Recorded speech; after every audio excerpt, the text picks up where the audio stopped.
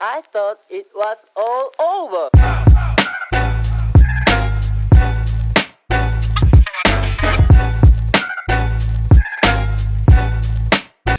Crap, Okay, like we've been doing. so I know you, Mike, wanted to discuss track and field, Sha'carri Richardson. What happened? Noah Lyles. Give me the skivvy.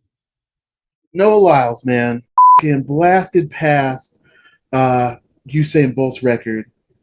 That's Well, ridiculous. dude's literally one of the fastest people on the planet, if not the fastest person on the planet right now. And he's Um, what, and 19? I don't Probably. know. Something he's younger than me. I'll tell you that. Oh, yeah. I turned 33 this year, so I'm definitely younger He's than that. 26 years old. That's not bad. 26 years old, beating Usain Bolt's record. He's at And the height of his career. we also have Sha'carri Richardson. Nobody's really talking about her. It's the summer of Sha'carri right now. She's out here blasting past everybody in the Diamond League right now. What did she do? She just beat Sharika Jackson to have one of the fastest times in history Yeah, shit. When she got in the 100 meter. blackballed that last time, I'm all Sha'carri all the way. Whatever she needs, summer Sha'carri, I'm down for it, Mike. I'm down. Let's do it. Let's do it. Me too, man. Um, I mean, just track and field, man. Not we don't. Not a lot of people are bringing that up. And aren't we getting close to the Olympics, or are we in the Olympics right now? 2024, it'll be in Paris, I believe. And Oh, then so we got one more year. So now we have everybody qualifying. So like, it's a really good time to be looking at where everybody's going to fall. And I believe Sha'carri Richardson already placed for the national team. so yeah, she's already in the catbird seat to win it.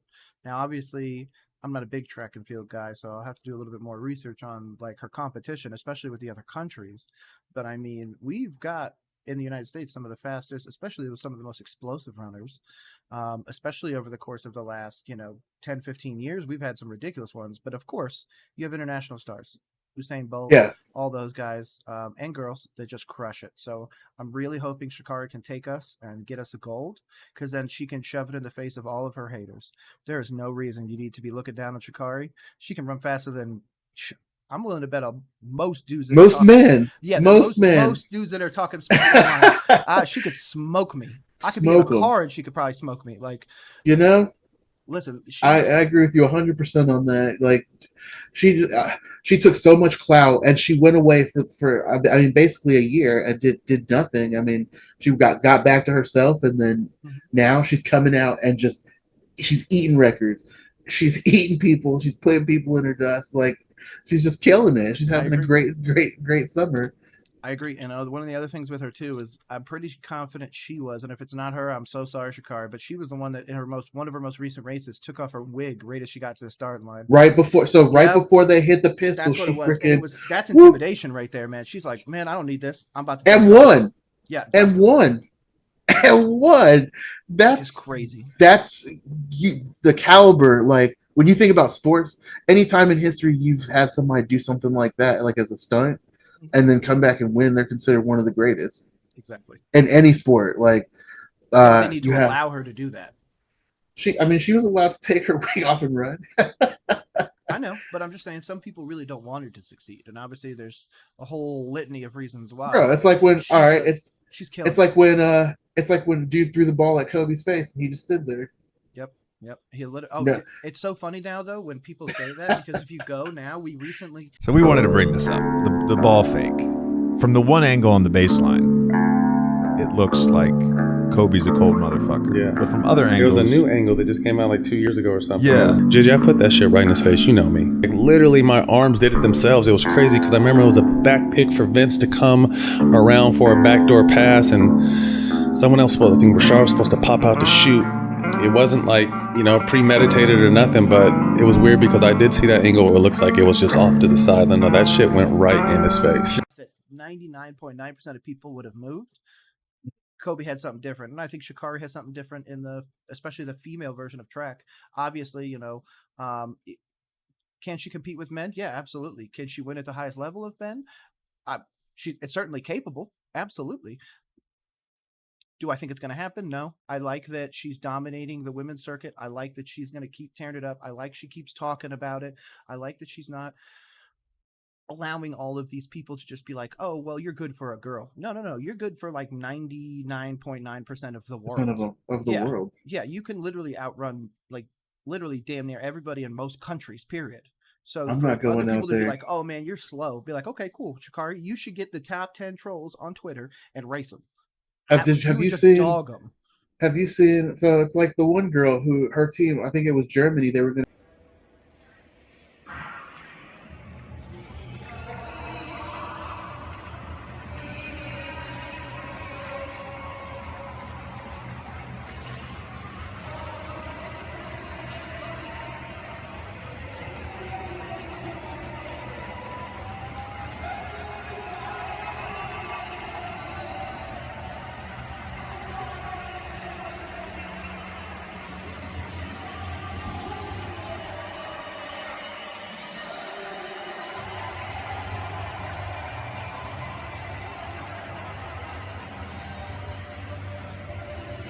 be disqualified, and she did the hurdles for Germany. Oh yeah, And so she wouldn't the get shot disqualified. putter. Yeah, and she's like, I was just happy to be able to do it for my team, and I'm like, you like, congratulations. I mean, I applaud that. You saved a whole nation from being disqualified. She's a world champion in her own right. Dude, that's crazy. I was like, there's the one on the right doesn't look like the rest of them. And then all of a sudden she did it and she was just stepping over him. I'm like, oh, okay, well, clearly and everyone's this is not like, your sport.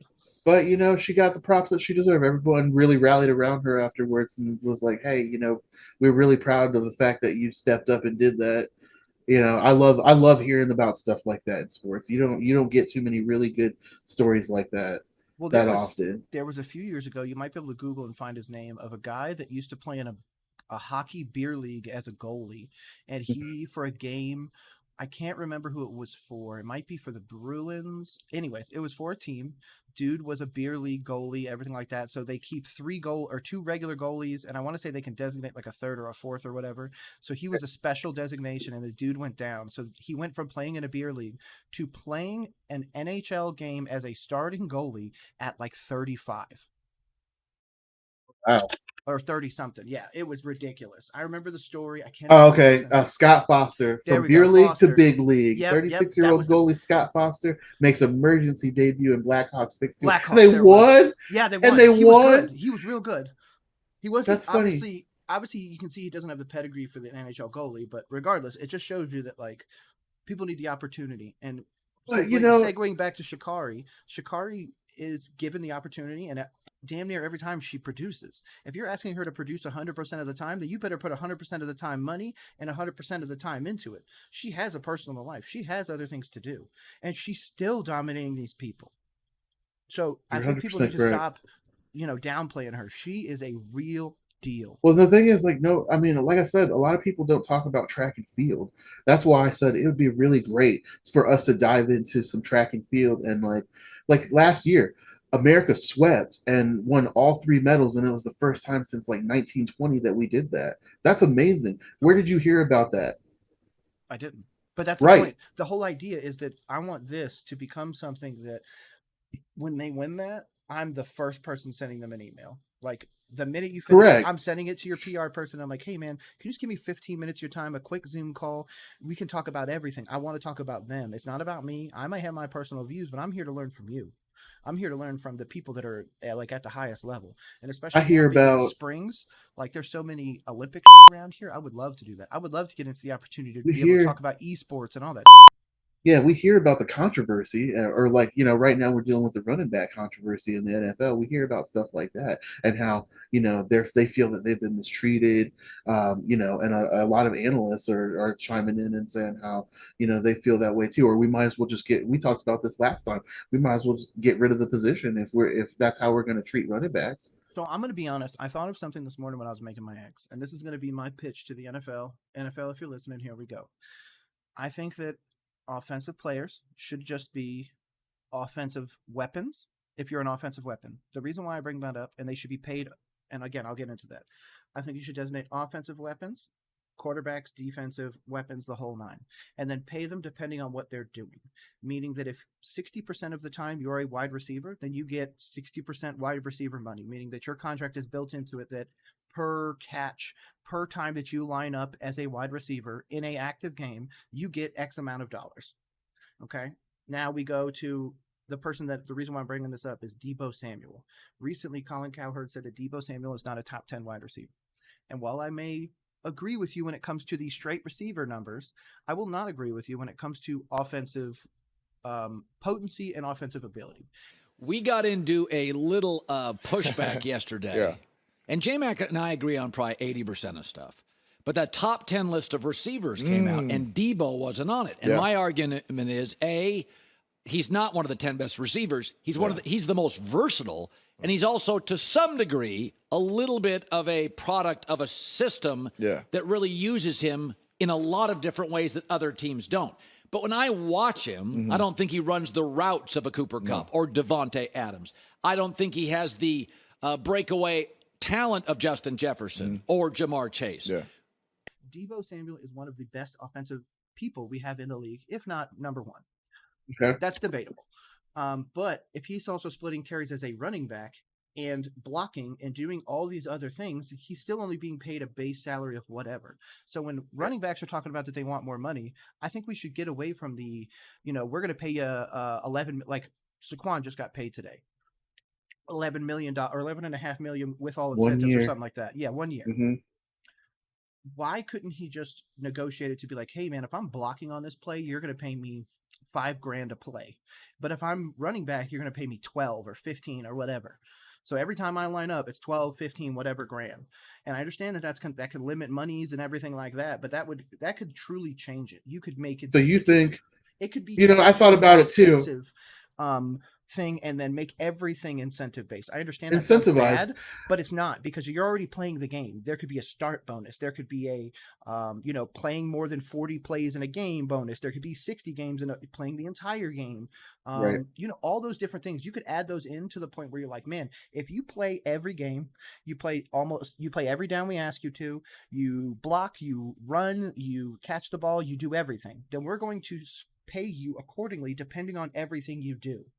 Now, I understand blockers don't get paid as much, so that would be a little bit of a pay decrease. But then you could pay them in the offensive line category. Right, because they're just as important. Correct, and they still have to worry about all that. And I think we just need to get away from this wide receivers make this much, running backs make this much, and it needs to be based on your performance. I think the number one player in the league, performance-wise, should be the most paid, period. It shouldn't be. We're in the era of supermax contracts. You're right.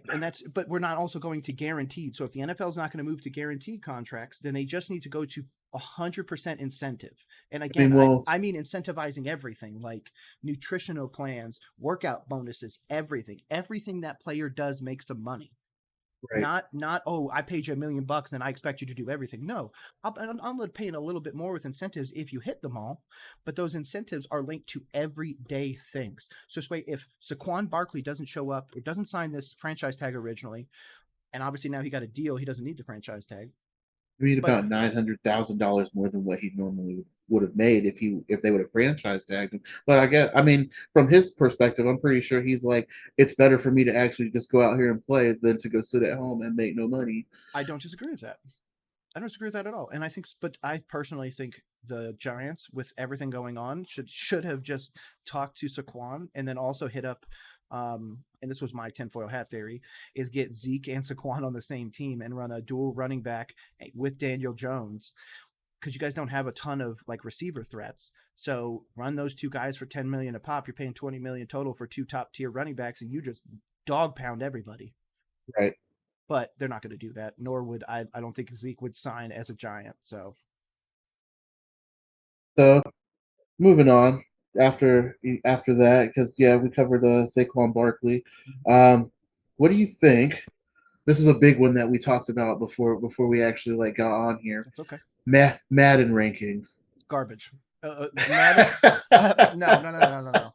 There's a dude that if you can find him, I'll put one of his videos in here. All right, D lineman, are you ready for your Madden ratings? Why do I get the feeling this is about to be extremely disrespectful? After seeing what they did to the receivers, yeah, it's going to be. Nick Bosa, you are a 98. Huh? Oh, okay. Cool. Micah Parsons, you are a 97. Okay, I'm not complaining, but I play basically every position on the field, and I play it well. Why am I not a 99? You play too many positions, and it's confusing for us. So you don't have a good reason. Got it. We almost never do. Chris Jones, you are a 96. Why am I underrated every year? Is it because my name's too boring? If I change my name to Sack Daddy McTacklesworth, will my rating go up? Probably. Myles Garrett, you are a 98. Wait, you put me in the 99 club last year, and I just had the same number of sacks, more tackles, and more forced fumbles than the year before.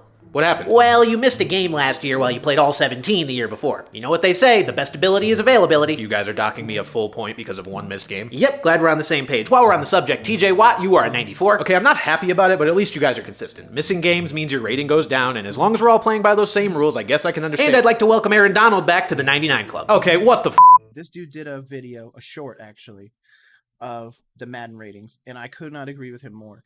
The fact that Myles Garrett had was more productive, did the same amount of stuff he was last year, where he was a 99, but yet this year you make him a 98. But yet you make legacy Aaron Donald a 99 and not TJ Watt, or I'm sorry, not TJ Watt, Nick Bosa. You guys are crazy. You guys are smoking something. I don't know what it is, but you guys are smoking. Like, there's no way that these Madden ratings are anywhere close to their actual abilities. I haven't even gotten past. So I only looked at the. So His name is the Benchwarmer 99 Brand, club. by the way. So the 99 club: Travis Kelce, Yes. Justin Jefferson, Zach Yes. Martin, Yes. Aaron Donald, No. Patrick Mahomes, Yeah. and that's it. That's the 99 club this year. The fact, okay, so I don't understand. They think that Aaron Donald is so much more impactful. I understand 97 to 99 is not the craziest, but Micah Parsons has been in the league 4 years from Penn State. He's a 97. How is Aaron Donald a 99? How? We're literally just giving him. They're giving him that rating for legacy. Oh well, he was a 99 before, so we don't. We're just going to keep him that. No. And what's Allen? That's the one that I'm really interested in. Josh Allen. Yeah. So they got. Let's see here. Keenan Allen is number 77. It just I saw Allen, so You're fine. Joey Bosa's 58, Quentin Nelson 51. He's got Josh Allen 34, and he's a 94. He's a 94. I think his that's overall is a 94, but his base is a 90. I see that now. Okay, yeah, I'm pulling up same thing you are. Does this one have Lamar Jackson as 91 on yours? Or am I looking at the wrong list? Frank Ragnow. Oh no. So yeah, this one has this is the actual Madden. What does it have what does it have your boy Herbert at? Yeah. 87, I think. I mean, I saw one where it had him tied with freaking Dak Prescott. Yep, 87. Okay, so that's the same one. Okay, so this one is saying that Trevor Lawrence is an 82 and Herbert's an 87. That's garbage. Straight up. That's right up. I'm not saying Justin Herbert shouldn't be an 87, but I'm saying the fact that they're putting Trevor Lawrence as an 82 is a fucking joke. No. Mm-mm. Trevor Lawrence will finish his career considerably more accomplished than Justin Herbert. Give me 1 second. I mean, fix this. You're good.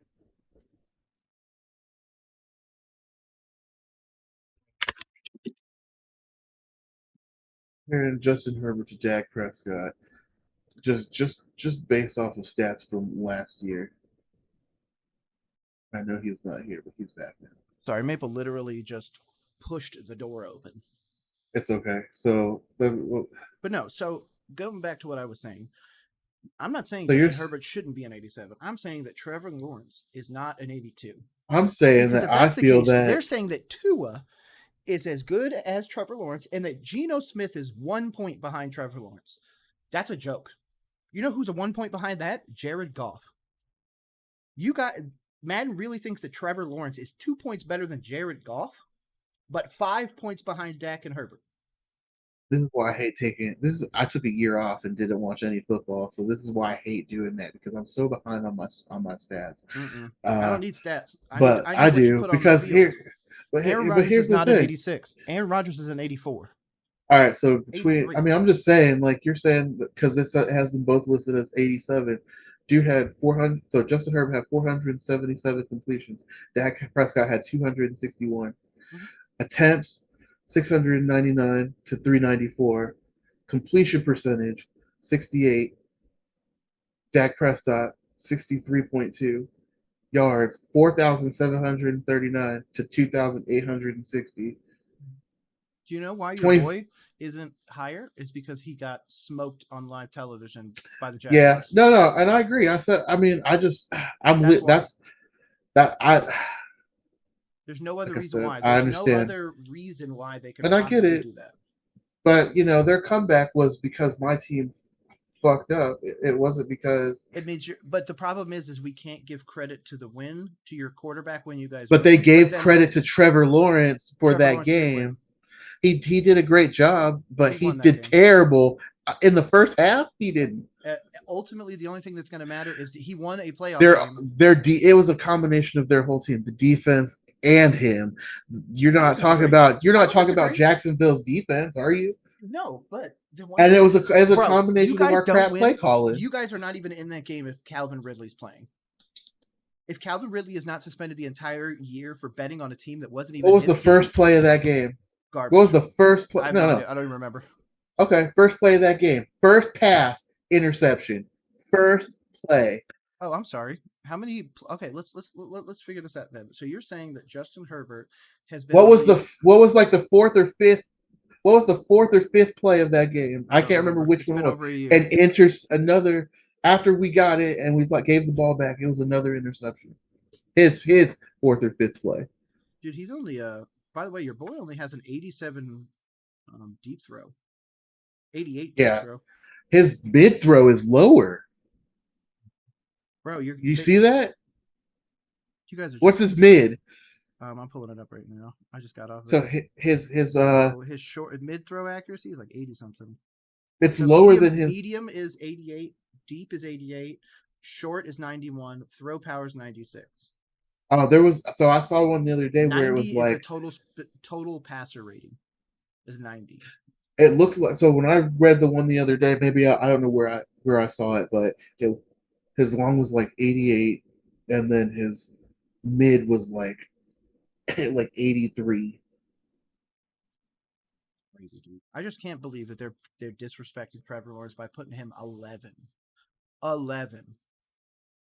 You're putting Tua. Tua's not going nowhere in the playoffs this year. Dolphins fans all of a sudden think that they're going to go from no playoff wins over the last 10 years to having 3 and winning a Super Bowl. Y'all, no. We have to have a fan who's upset. We have to have a fan who's upset for you shrugging off the Miami, thinking that the Miami Dolphins can. We're going to talk about it. I got another Dolphins fan. We'll get you on here. But, man, y'all ain't doing nothing. I'm sorry. Dolphins are – you guys will win 7, 8 games, maybe 9. That's it. If you guys win 10 games, it's a guaranteed first-round exit. Is dude still in the concussion protocol? Tua? No, he shouldn't be. I'm just joking. Tua needs to I don't think Tua is it. I think the concussion concerns are just starting now at a young age, and the one thing that we know is people don't get healthier as they get older. So this is going to be a constant problem. It's going to be something that's going to continue to rear its ugly head. And I think that they need to really explore the option of trading Tua. But if Patrick Mahomes is supposed to be the best player in the league, why is he not number 1? He's a 99.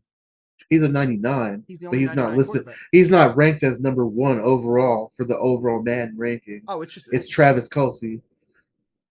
Travis Kelce is the best tight end to ever play football, period. As he currently stands, whereas Patrick Mahomes is not the greatest quarterback. So I'll give him that. I mean, he's got. So I mean, are we going based off championships? Or are we going based off of just in total?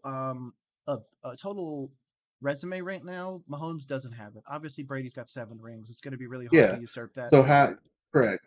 So, in my opinion, Mahomes is the best and most successfully improvisational quarterback to ever play. And for that reason, I would say he has the opportunity to be the greatest quarterback. Now, that's going to need him to add. I think he needs 5 to be in the conversation. If he has 5 and he wins a few more MVPs, preferably beats Brady in MVPs, and obviously Super Bowl MVPs would be great too. And I think he could beat him. The thing that's going to keep Brady at the top for a long time is going to be longevity. And Mahomes hasn't been necessarily hurt a lot. Obviously, he's had some nagging injuries with the ankle, but he really hasn't had something where it's like, oh no, like we had the one where he got hurt in the playoffs, but I mean, it's the playoffs and stuff happens. He didn't have something where he's like, oh no, it's an Alex Smith and his leg's going to fall off. He had an ankle injury. He had a lower body injury. He hasn't had anything really that's, hit him on the chest, the upper body or anything, but So let's look. So if we look at a breakdown of where he stands among some of the most legendary tight ends of all time, right? So out of his total career so far, he's at 127 games, 704 receptions, 9,006 receiving yards, and that equaled he's had 57 nine touchdowns. straight or seven, or is it 9 straight? I'll give you that. You did. So let me get to that. Yeah. There hasn't been. It's okay. Let me go back. There's been no other tight end in NFL history that has produced more than 4 1,000+ yard seasons their entire career. I'll give you that. And he's got 7 in a row. So let's see. He is the best receiving person of any player on any team.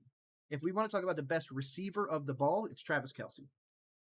To be honest, for me, it's Travis Kelce, Mark Andrews, George Kittle, then Justin Jefferson, then Devontae Adams. I think the tight ends have much better hands. I understand that the wide receivers make flashier plays, but the tight ends have better hands. The tight ends are able to actually break tackles. They don't have the top end speed, but man, most of those tight ends are the only person. There's only one person who actually beats him in total touchdowns and yards per reception. Yep. Oh yeah, I'm about to ask your honest reaction. You ready? Just came across my phone. Celtic star agrees to richest deal in NBA history, 5-year, $304 million. Jaylen Brown got the Supermax. Jaylen Brown got the Supermax. There you go. There goes your championship. It just walked out the door. Wow! Shut up. He deserves to be paid, but I'm not saying he doesn't deserve to be paid. I'm saying you guys are not even going to sniff the playoffs or sniff the finals this year. That's a lie, because if Jason Tatum doesn't get hurt in that last game, then you get smoked by the Nuggets. No, you're such a liar. Then you get smoked by the Nuggets. There's nobody that was going to beat the Nuggets. I didn't say that I didn't say this is here we go right now. I didn't say Gentleman's bet $1. Celtics won't even make the finals.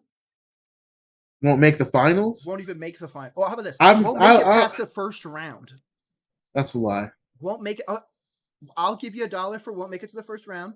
I'll give you $5 if they make and win the Eastern Conference Finals, which means you would immediately win the $10 bet, which means they make it to the thing. So I'm giving you a total of $16 in bets: a 1, a 5, and a 10.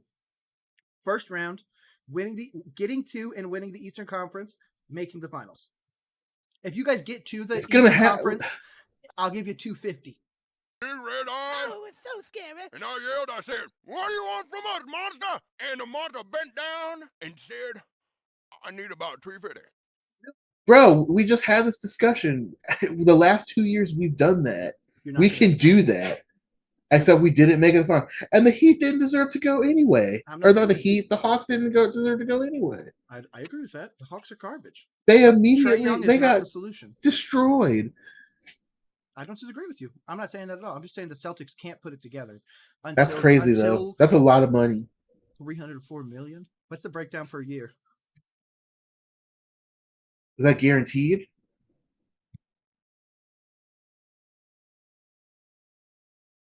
Sorry. Is that guaranteed? Yes. Basketball contracts 100% guaranteed, unless otherwise stated.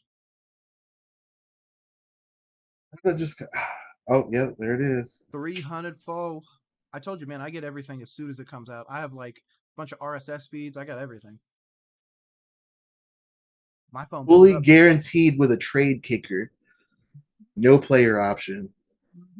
Which means they're going to try and keep him there. Or if he doesn't flesh out and he gets hurt, Jaylen Brown is up on the trade block next year. Which I think is going to be hilarious, because you guys should have kept Marcus Smart, paid Jaylen Brown, paid Marcus Smart, paid Tatum, and then built it with veterans around them. I don't contracts instead of going to Kristaps Porzingis. Listen, I stopped questioning what they're doing ever since we got old boy. He's in the front office now, but he was our coach. Brad Stevens. Brad Stevens.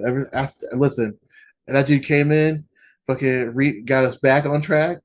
I really stopped questioning everything since then.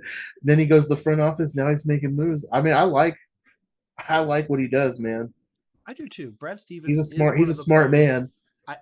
I fully support that. Brad Stevens is one of those people that is changing the Celtics organization from a formerly ultra winning franchise that had a dip time between the ejection of Paul Pierce and the now acquisition of Tatum and building that little core and now shipping Smart out. We're going to see how it translates to the next thing. But if it doesn't, I would expect Brad Stevens to then start mixing stuff around.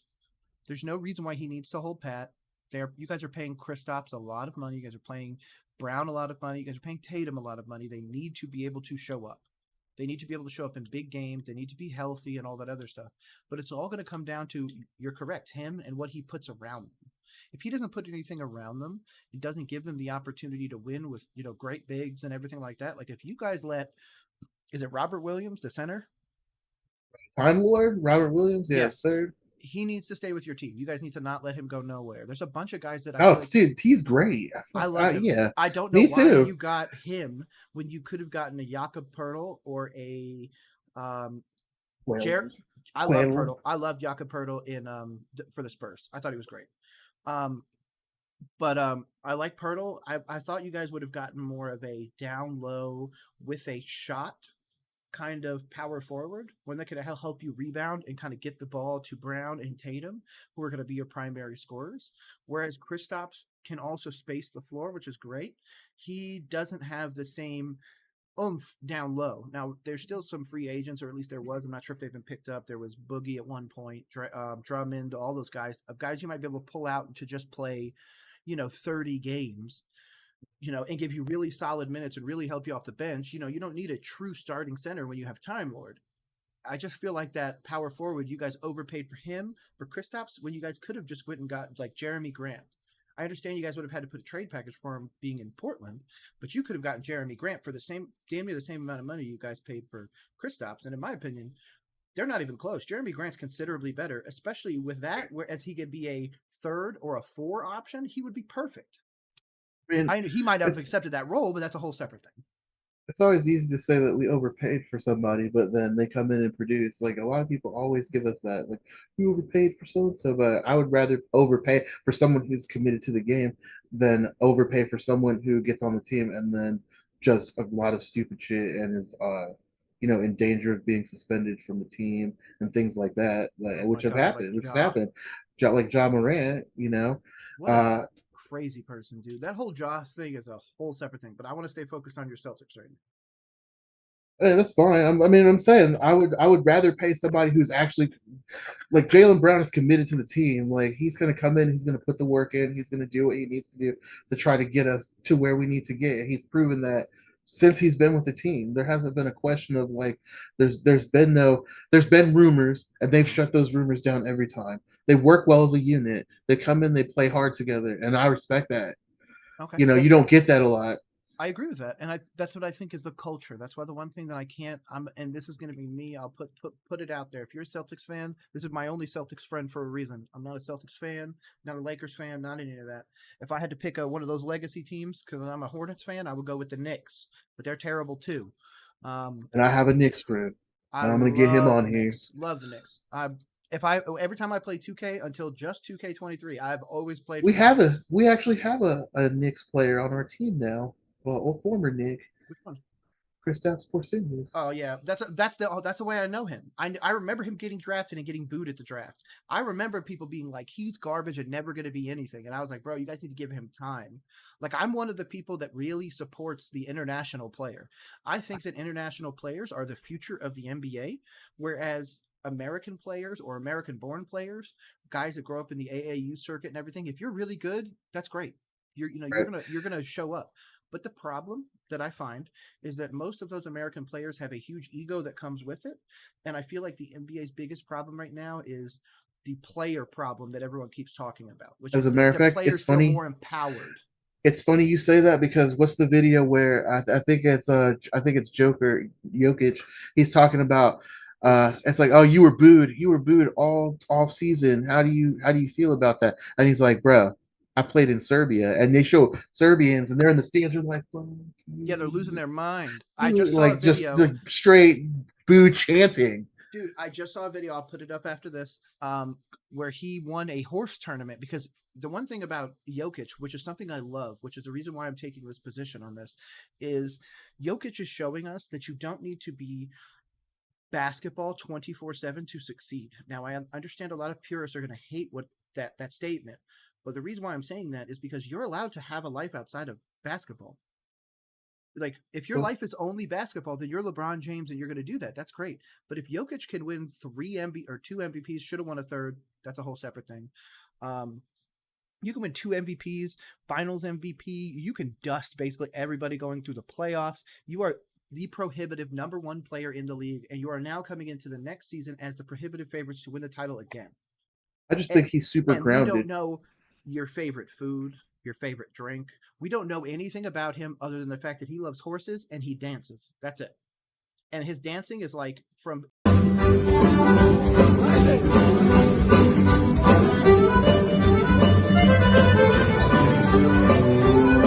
interviews where guys are like, oh yeah, he's listening to like Serbian rap or whatever, and he's just kind of shimmying sometimes. Like, his personality is very reserved, and that's what's translating in the NBA. Giannis, I think that yes, but I think he's super grounded, and that perspective shows that he has a real world take on life. Right now, especially after COVID, now that a lot of people feel that exact same way in their everyday lives, he like you said, he's showing that you don't have to be basketball 24/7. You can have a life. You can go out here and live your life, and you don't have to be a slave to the system per se. I agree. I think we've seen so much of the glorifying, and I think we're slowly moving away from that as we progress through the NBA. I think by 2030, this will be a foregone conclusion.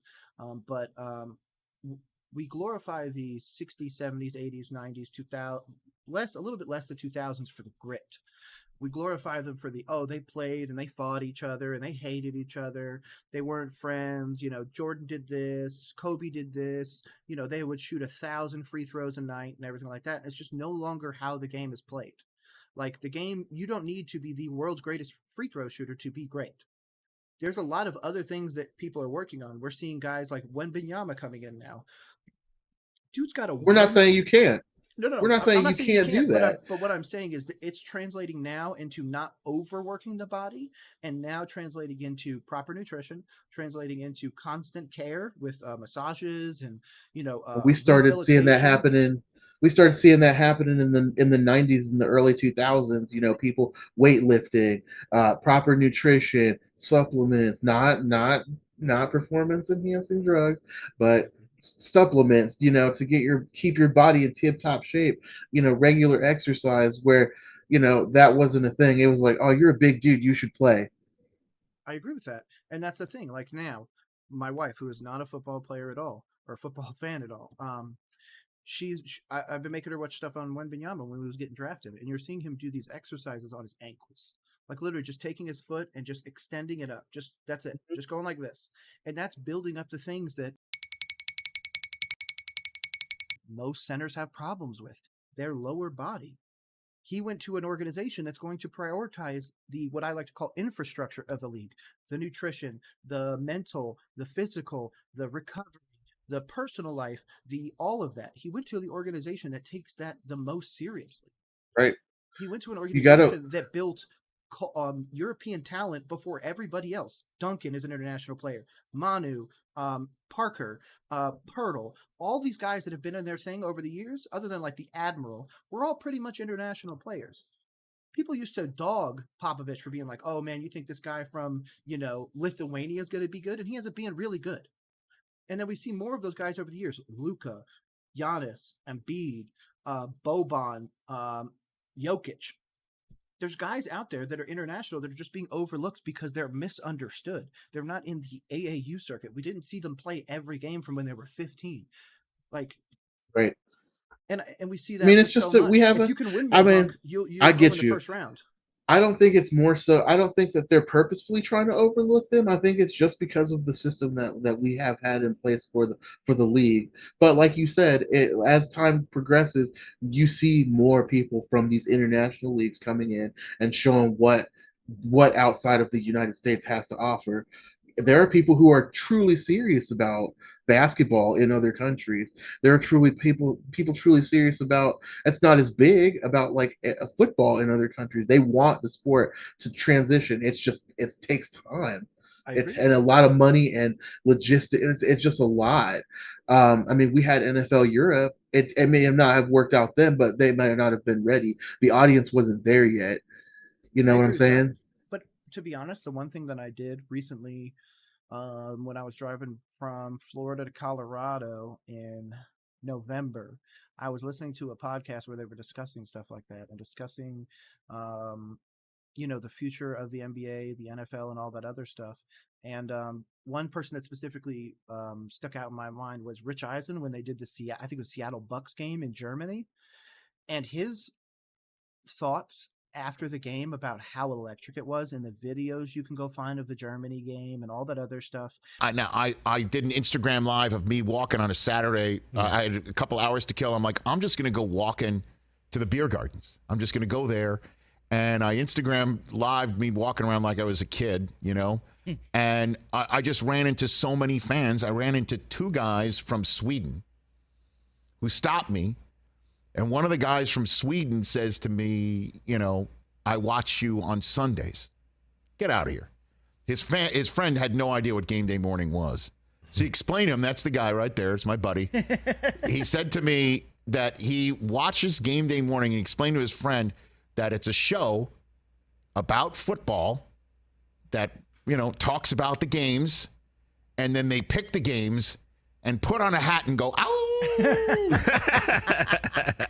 Are just ridiculous. Like they're screaming Sweet Caroline in English.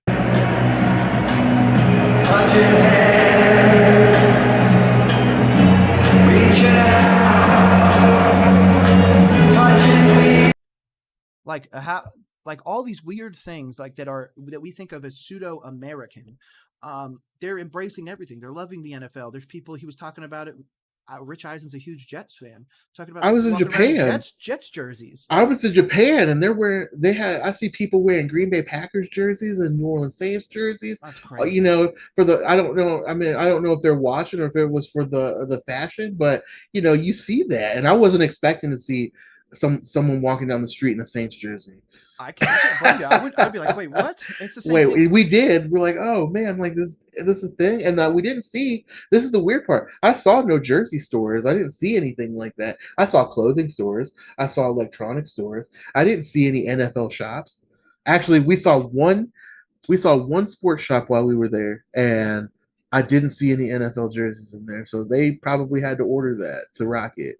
So that's what I'm saying. Like the market, it may not have been there then, but now we have more people taking notice on that and wanting to embrace it, and it's just going to depend upon how the league answers that in the future and embraces those people from other countries and lets them in, or are we going to stay with what we have currently in place and just, like you said, oh, he's played since he was 15. He deserves it more than the kid from Lithuania or Sweden or Africa. He deserves it more because he played in American leagues from 15. Well, it's just because I feel like it's a two-pronged problem. One, they don't have enough footage on them, and two, European basketball is technically a different kind of basketball per se. It's definitely more physical. Right. We saw with Jokic, and especially some of the stuff that came out with him, and especially with what's come out with Wembanyama, that like centers and power forwards are treated like guards. You have to be able to dribble. You have to be able to pass. You have to be able to do all those things. Whereas in the United States, it's like, oh man, you could shoot a three. We're done. We don't need anything else. That's where we've transitioned over the last 10 years. But did you see the difference in what that three-point team that the NBA is modeling themselves off of, which is the Warriors model, the small ball and everything like that? Nobody else can reproduce. Giannis is a big, and one because he was bigger and was able to take over games. Jokic was able to do the same thing and won a title. Like the game is still needing a big.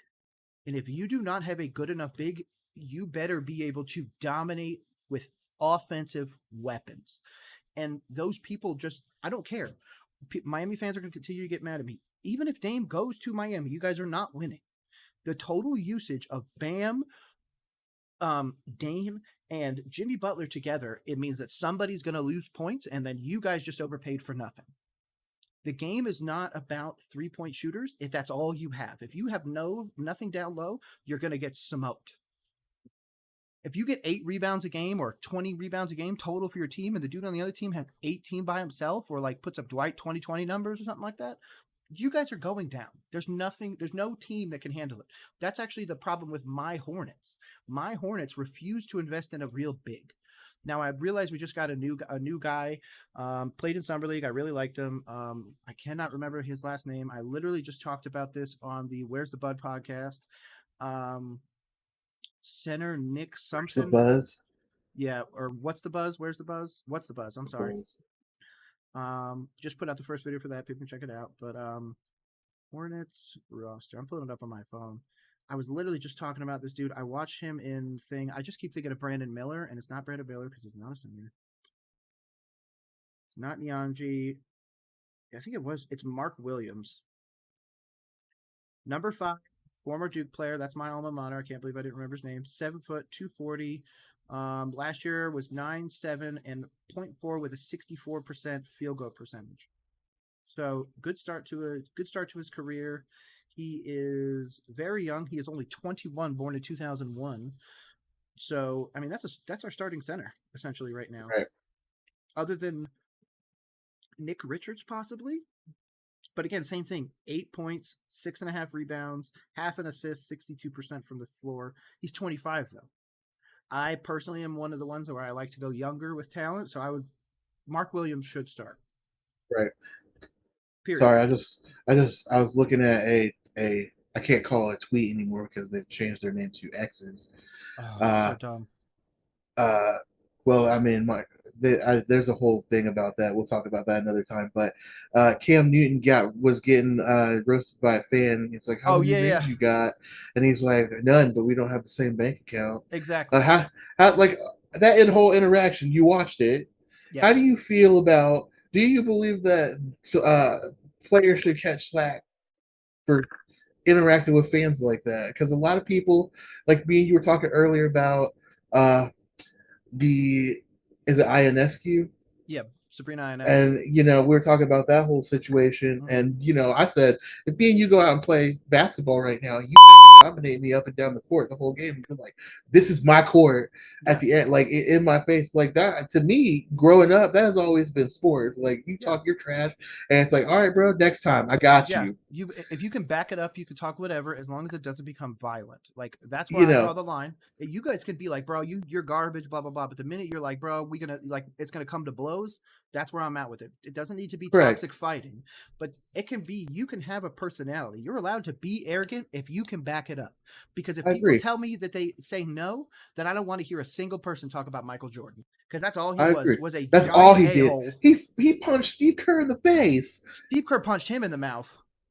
They both punched each other. Yeah, and again, I personally like Steve Kerr considerably more than my Hornets. That's why he sold the team. Thank God he's gone. I cannot wait.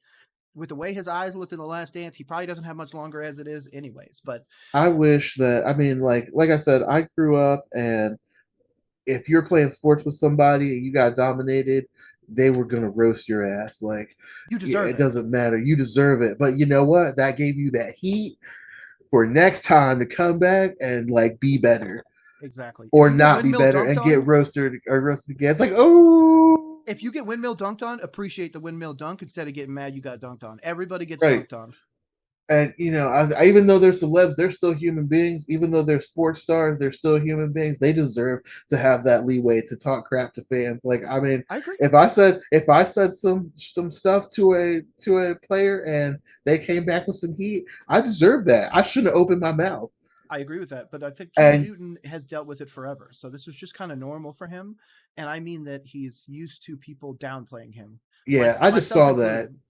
I just saw that instance, but I'm talking about in general, like I feel that they take too much slack on that for, just going out here and if someone says, if you're on the street and you say something out the way to somebody, it's not going to be the same as if you're saying it in that stadium. I mean, and they clap back at you. You might actually get physically hurt if you try that on the street. But if they clap back with you with a slick comment, and then now the internet's blowing up and saying he was wrong for that. No, he's not. No. First of all, there's a thing in the United States called free speech. Cam Newton's allowed to say whatever he is. He's also currently not signed with the team, so he doesn't need to deal with any blowback.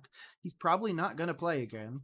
And if he does, it's in a severe backup role. So no offense, it's always the thing that came out when Kaepernick was trying to come back in the league, and they're like, oh, he's going to be too much of a distraction afterwards. But the problem is people can't say that Cam's a distraction now when that's all they've labeled him his entire career. Now, I became a Panthers fan after they went to the Super Bowl. That's when I finally migrated my team, my former Bucks, because I was born and raised in Florida, and I went to the Panthers because all my other teams were trash, garbage. Anyways. Shout out Cody Shelton. Ew. Anyways. No, shout out Cody. I migrated after that season. One, because I like to get on teams when they're going down. And Panthers with Ron Rivera and Cam Newton would have a good season where we got some wins. Then we go down. Another great season, back down. So I knew that was coming. They went to the Super Bowl. They got mauled by the Broncos and Peyton Manning's last Super Bowl. It was a good game. I appreciate them. I now live in Colorado, so obviously I'm not too mad about it. But when I migrated my team, and one of the first things I said was we should explore the option of getting rid of Cam Newton. And it's strictly not for his off the field, whatever. I think he's a great player. I just don't think he's the winner. He's not a top tier winner. Now I understand what he did at Auburn, and I understand all that other stuff. Carmelo also won a championship at Syracuse, but he didn't do anything in the NBA championship wise. So just because you're great in college doesn't mean anything. Like my favorite college basketball player is Christian Laettner. I'm a Duke fan. He won a ton at Duke. Won a ton. No, forget that. Christian's awesome. But when he came to the NBA, he couldn't translate. And then of course when you slap the former college player of the year, I think he has 2 natties, not 3. Pretty Company just has the 2. So he won 2 natties, and he went on the dream team, and everyone dogged him like, you're garbage, you're this, you're that. Now, don't get me wrong, I do believe Shaq should have been on that team over Christian Laettner. I think Shaq could have been the greatest player to ever play the game if he actually took the game seriously, but he just never did. He never took his health seriously. He never took the game seriously enough. And Kobe. But you said there needs to be a big. You said there needs to be a big, right? Yes. Who's the ultimate big? He's the ultimate big. He absolutely is. He is the greatest center to ever play the game, period. Be big. He's not the big. He's the big. For the center position, yes. For power forward, it's Tim Duncan, and it's not close. Well, yeah, but the big fundamental shot in Miami from being 6-0 in the finals. The big fundamental. Dude, when I always play center power forward. My nickname at 2K is always Mr. Fundamental, and I always play for the Knicks. I wanted Tim Duncan to be a Knick so bad, but dude, his tenure in San Antonio was absolutely amazing, and I wouldn't change it for the world. I thought so. Yeah, but guess who gave? I knew it. That's what I was gonna say. But you have the big fundamental. But guess who called him the big fundamental? Who? Shaq. Did he? Yes. I call him Mr. Fundamentals, but he's the big fundamental because that's dude. Shaq has pretty much given everybody their nickname, if you think about it. Dude, the one that you told me the other day. Well, who was it? He gave we just Paul Pierce the truth. The truth. Yes. Yeah. He gave Paul Pierce the truth nickname, but he gave him the nickname. But I'm saying, like, I wonder, now that I think about that, how many people have Shaq actually given them their nickname, and it's like it's their tag. I know Kevin Harlan gave old boy, his teammate, he gave Kevin Garnett the big ticket. Okay. I'm not a fan of. I'm personally like a fan of Garnett until he became a Boston Celtic. I think if he stays in Minnesota, he builds a much better legacy, but he ends without a championship. He goes to Boston to win those championships and solidify his Hall of Fame status. Otherwise, he's going to be a better version of Kevin Love in Minnesota forever. 34 people with the nicknames that have stuck. Really? Besides, so I'm not going to say a full 34 because most of them are for Shaq himself. Because Shaq has like Big Diesel, 13, yep. Big Cactus, Big Aristotle.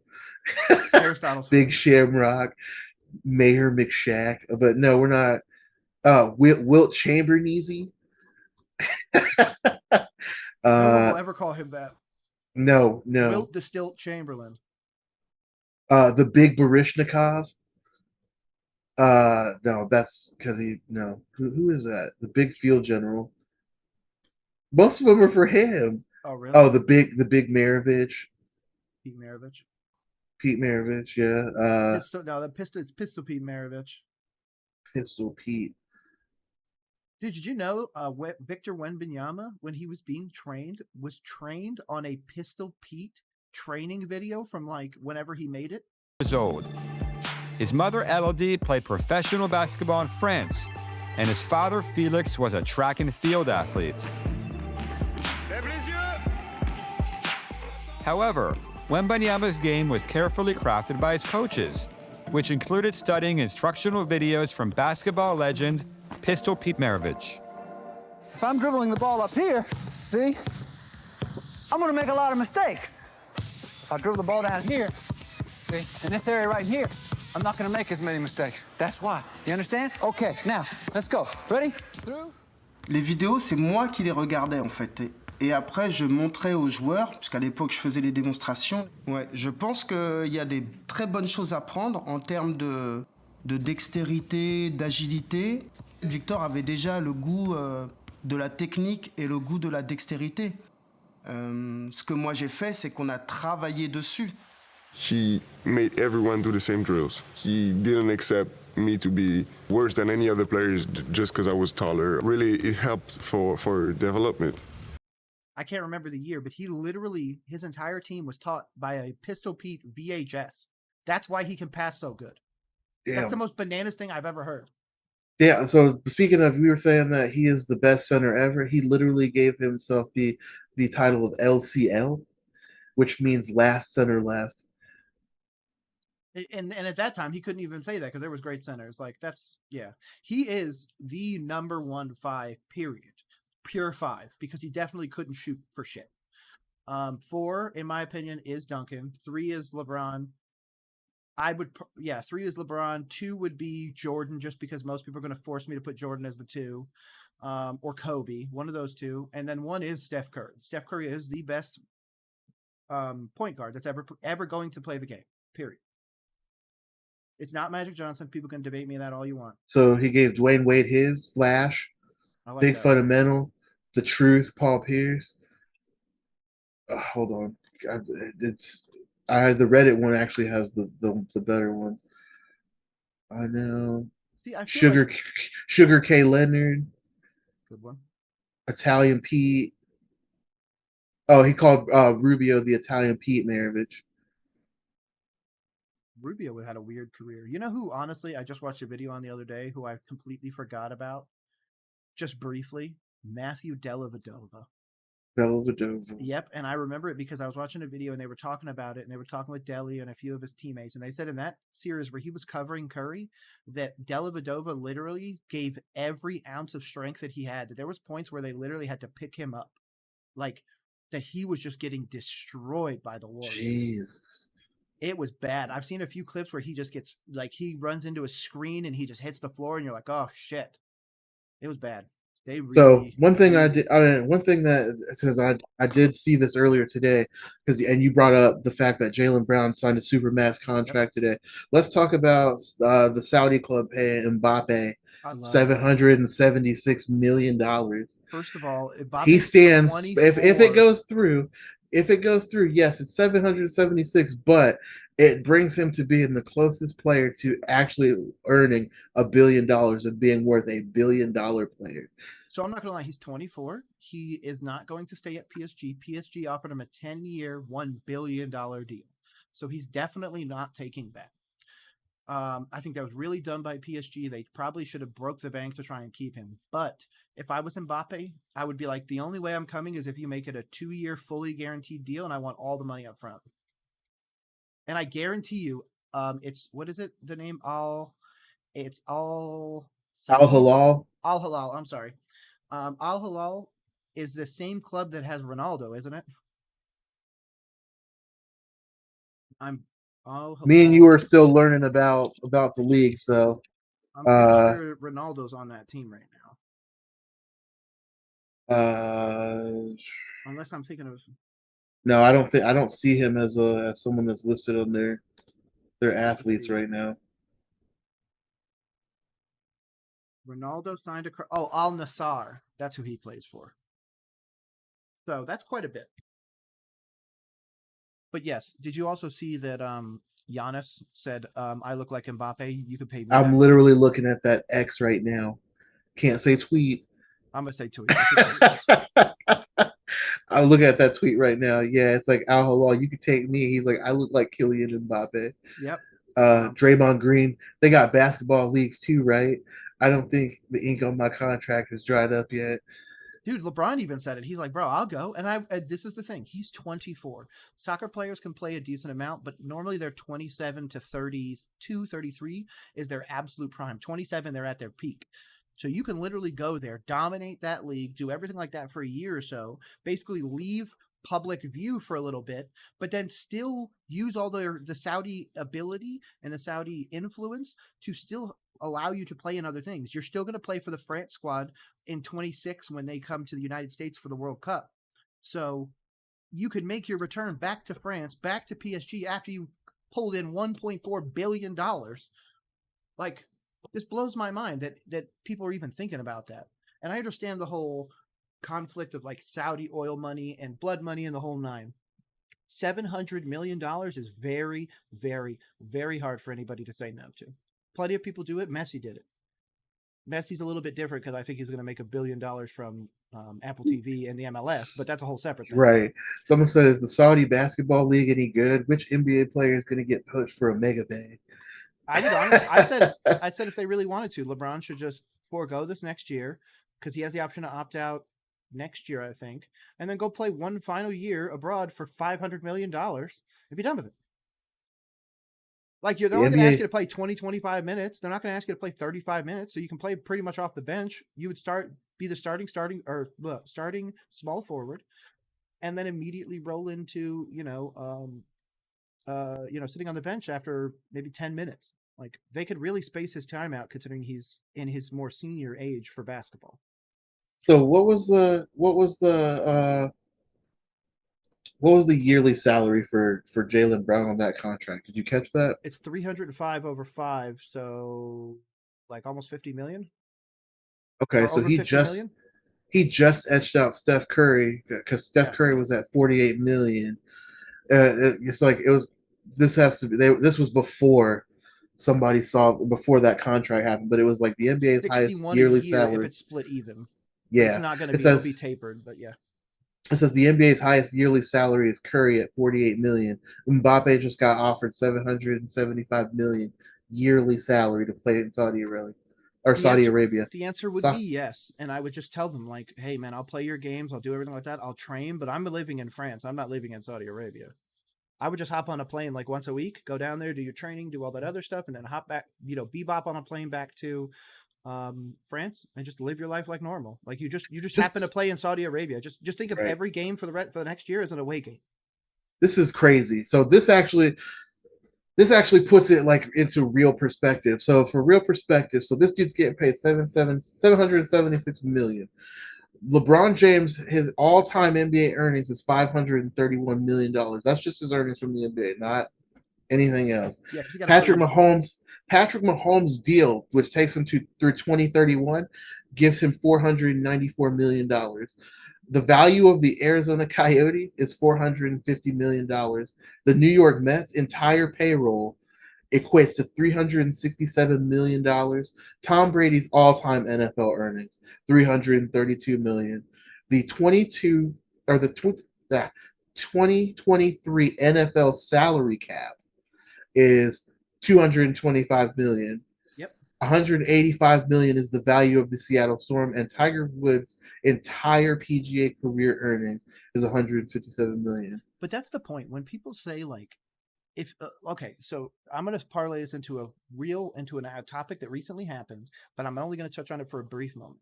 The Okay. Live Golf Tour. You might not know a whole lot about it, but LIV Golf that Yes. everybody's. The Live I'm Golf not Tour. gonna play for them. Correct, but this is the Yeah. difference. Live now paid a bunch of guys. Like I think it was like 15 or so. Maybe it might be a little bit more, but I can only remember like a few big ones. They obviously offered Mickelson like 700 million. They offered Tiger Woods like $1 billion or whatever. So the dudes that took it then couldn't play on the PGA Tour. It was a whole big thing. Now Live is attempting to acquire the PGA Tour. So if they do that, then all these Live guys that took the money will now be able to play back in the PGA Tour with all the people that now hate them because they didn't take the money. So I understand why people can get upset at the whole blood money thing and everything like that. But $700 million? I'm not going to lie. There's a handful of things that I wouldn't do for $700 million. I agree. A handful. Literally. There's probably... Literally. They're all right here. See that? There's damn near nothing. I still People agree. are crazy. 700 million? Dude, you literally could go. Kylian Mbappe can go for 1 year to Al Hilal and then retire. 25, he's done with soccer. He's richer than everybody else. He could then take that almost $1 billion, invest in PSG, and hey, now you're a partial owner of Paris Saint-Germain. He's 10 years younger than us. Dude, that's crazy. I mean, he's 10 years younger than you. I'm turning 33 this year. You're turning... I'm sorry. He's 9 years younger than you. Yes, he is. He's 10 years younger than me, but like... It blows my mind, dude. I'm sitting up... It blows... I mean, that should blow everyone's mind. It's just... I mean, and then as far as the Live Golf thing that you were talking about, like... I mean, they shouldn't hate. Times change. LIV Golf took off, and it fucking... But why? Why do you think that is? Do you think it's because Major League Golf got stale and they just gave something exciting? Been stale. But they gave something exciting. They did something different. We talked about this. So no, the reason why people are hating Live is because Live is sponsored by the Saudi Wealth Fund, which deals with stuff like some stuff that have gone on in the past. I'm pretty sure his name was Jamal Khashoggi, the reporter was murdered by the former Saudi Arabian prince. So there's a bunch of things and issues that they've been having over the years. But I honestly think it's just and I'm going to use this word very loosely, the Western sports franchises being scared of the Saudis because they bought Man U. I'm pretty sure they've acquired or did something with Man City. They're buying up a lot of them. Like if you look and see what the Saudi Wealth Fund owns now, sports team wise, it's quite a bit. So with them now acquiring the PGA Tour, like that gives the Saudi Wealth Fund, which is like a few $1 billion, the ability to literally influence golf as a whole, not just for them, like with their beautiful golf courses in Live, but with golf courses in the United States. And the older people that are the diehard PGA fans, the guys that tune in and watch every stroke of every Masters and, all the different cups and opens and all that other stuff, those people are mad. Not normal golf fans. Like a normal golf fan that tunes in every once in a while, turns on the Masters. When Woods came back, they turned that on. They don't really care. They obviously want stuff to kind of stay around. But yeah, dude, the Wealth Fund has acquired a lot. So what they believe is that the Saudi Wealth Fund is essentially going to buy up all major sports, and then Saudi Arabia will control all the sports leagues.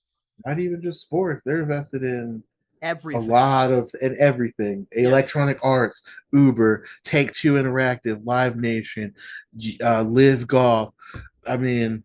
Exactly. And some of those are big things. I'm pretty sure when they own... So, for example, we were just talking about this. Soon. Of the Saudi... I'm sorry, it's called the PIF, Public Investment Fund. There's funds. They control Al Ali. I'm going to try and not butcher these names. I'll put them up on screen in the edit. Al Ittihad, Al Hilal, who just got or who made the opportunity or the offer to Kylian Mbappe, and then Al Nasser or Nasser or whatever. Al Nasser, which has Ronaldo. Right. So you're adding all these things, and they're buying up tons of them. I'm going to pull it up right now. So they have bought Newcastle, which is a huge team. Oh, they only paid $390 million for Newcastle. So think about that. Kylian Mbappe can go to Saudi Arabia for 1 year, then take Saudi money and then rebuy Newcastle, an entire Premier League team from the Saudis, and literally own it outright. Like, walk in there and still have $300+ million sitting in the bank.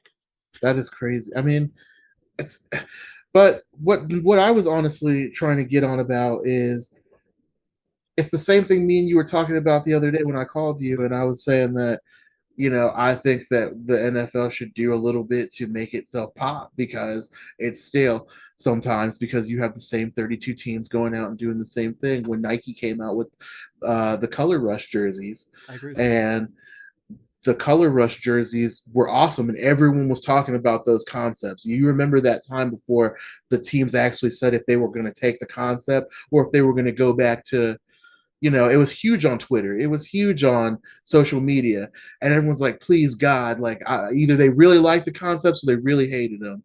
Two teams chose to, I mean, I get it, but let me just finish this statement. No, you're right. I'm agreeing with you. I'm sorry.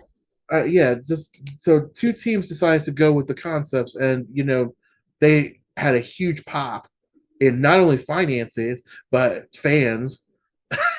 Because they actually like gave it the time of day, and it was something cool. Then we did the Color Rush, and the Color Rush was awesome. But like, just doing little things like that. What has Major League Golf done to give itself a pop besides Tiger Woods? I don't disagree with that. And that was Tiger Woods just entering a league and being Tiger Woods. They didn't do anything for the game itself. Golf is still that stuffy old sport. And this is my personal opinion. I don't know if you agree with me. It's still that stuffy old sport where older men go out. I'm going to be the one to say it. Older white men mostly go We're starting out. to get a more international game now with a lot more Asian and people of color. So You are, and more diversity I am now. too. But that Tiger Woods, that it was the first, and now you're getting more of that. And it's people are talking about those younger folks getting in there, but it's still an older man's game. It is. You guys are, and it's not inclusive. You have to pay hundreds of dollars to get in here and play it, but you don't want it to change. LIV Golf is giving a pop. You're getting different kinds of people in there. You're paying people more money, and you're trying to liven it up. Yes, and that's you're the trying problem. to live it up. Right, you're trying to live it up per se. So, if they buy the PGA Tour, why did they do that? Because they gave something to that people wanted. They wanted a livelier version of golf. That, like, don't they play games? Like, how does it work? Don't they like? It's essentially the exact same game. They just offer them a lot more money. Like the PGA Tour had to do a concession recently, which I'll try and find the numbers at some point. But PGA Tour just recently had to change the minimum contract or the purse amounts or something like that. They had to like double them or something ridiculous, because like you could win a decent tournament and only pull as a number one like $1 million. Now I understand that sounds like a lot of money, and to me, if somebody gave me $1 million, I'd be over the moon. But it's international, but to a multi-billion-dollar international organization that's controlled by a multi-billion-dollar wealth fund, they don't care about money. The prize is $5 million. Couldn't care less. Goodbye. Like, and the fact that the PGA Tour, like you said, has never adapted, never changed. There's absolutely things that they should do. That they should a lot more international courses instead of being mostly in the United States. They need to be changing. They need to go to different continents constantly. I personally think that the PGA Tour should be structured in a yearly setup, meaning that things happen at certain times, no matter what. Obviously, the Masters and most of those things have scheduled times, but I'm talking about like, okay, we're going to do our North American leg for the first 3 months. So say December to whatever, and we're going to go to all these different places. Then we're going to go down to the Southern Hemisphere and hit South America for a few months. We're going to have some guys hit some things down there. That doesn't mean that in the meantime, they can't fly back to the United States to do a Masters tournament or to do a major tournament. Right. But they You want need to branch start out. Yes, they need to start diversifying. They need to start putting courses in more places. Because if I'm, say, for example, South American, and I want to go play on a great PGA Tour course, I'm very limited in my options. Whereas if you start adding more courses with the essentially unlimited wealth of the Saudis, which again, I understand everybody's apprehension, but it's going to happen at some point. There's going to be a moment where the PGA Tour or another major sports franchise is infused with such an obscene amount of money that they have to rise to the occasion and actually take that opportunity to better the league as a whole. Like kind of like what you said earlier with football and basketball and all that. I absolutely think that every 10 years on the dot, meaning 2020, 2030, 2040, 2050, the whole nine in perpetuity, the league should have to reconvene and I don't want to say be forced, because that obviously can become a ridiculous thing at some point. But I think that at some point we need to start adding, one, we need to change the divisions. So I think we need to go to 3-team divisions instead of 4. And we need to start adding new teams. Now, the first one, because the divisions are ridiculous. Well, if I was looking at this the other day, before you even brought this up, but I haven't even had a chance to talk to you yet. I was looking this up, and the way that the divisions are structured right now is it's insane. It's how insane. they have to try it. It's way too insane. And every year they're like, we did it so that you don't have to travel as much, and it's like it should be some years where you have to travel a lot. That's not a thing. No. That's not a thing. We're in 2023. Travel, we are is a thing. Travel's a thing. We can get them anywhere. I understand the one thing that players are going to bring up, which as a normal fan, most people don't think about, and that is the increased inflammation during flights. I understand that, but there also we need to stop doing Thursday games and Monday games and all this other stuff. If we're going to do that, then the schedule needs to be able to handle that, and everybody needs to be allotted the exact same amount of rest time. Meaning that if I'm playing somebody after 4 days, the other team is playing somebody the same thing. They just played somebody after 4 days. They're on the same amount of rest as everybody else. And I think that games like that should not be in home stadiums. They should be at neutral sites. Meaning that no team has the advantage. You both are on 4 days rest or 5 days rest, whatever. You are both playing in essentially an away arena. And this way, like say, for example, in 2026, we have a lot of arenas that are coming up that are being built for the World Cup. We could utilize those arenas for smaller events, for smaller things, to get more of the community involved, to get more people involved in football, to get all of that stuff.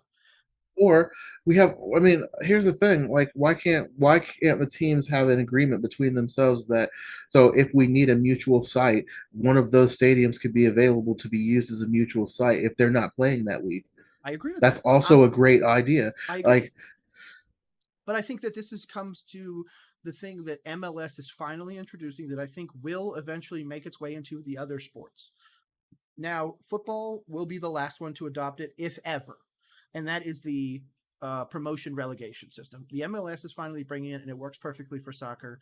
I don't think it would work really on a football, basketball level, but I definitely think they're going to have talks about it. But football does need something more. Football needs to figure out something, whether or not it's spacing the year out longer, so this way more people are healthier. I would personally rather the league year be 6 months long, 7 months long. Like I'm talking like 28, 30 total weeks. Well, we just got how long did it take for us to get 2 more games? Forever. But no, what I'm saying is spacing it out. So like, let's say, for example, it's, we're going to do all our base games week 1 and everything like that. But the next game, let's say, for example, it's going to be Panthers Saints, and they're both going to be on that 4-day rest. Okay. So they're going to be on 4-day rest. The other one will be on 4-day rest or whatever it is. And then they can actually parlay that into having them play a team that, again, has the same amount of rest, the same amount of everything, instead of being like, oh, hey, your Chargers need to play the Chiefs on a short week this week. It's like, that's a divisional game that shouldn't be done there. Like all of these things, the people that make the schedules need to start planning out, I think a little bit farther, and stop trying to like, just be like, okay, what's the one next year? Burrow's playing Mahomes, and I'm pretty sure he's playing Allen.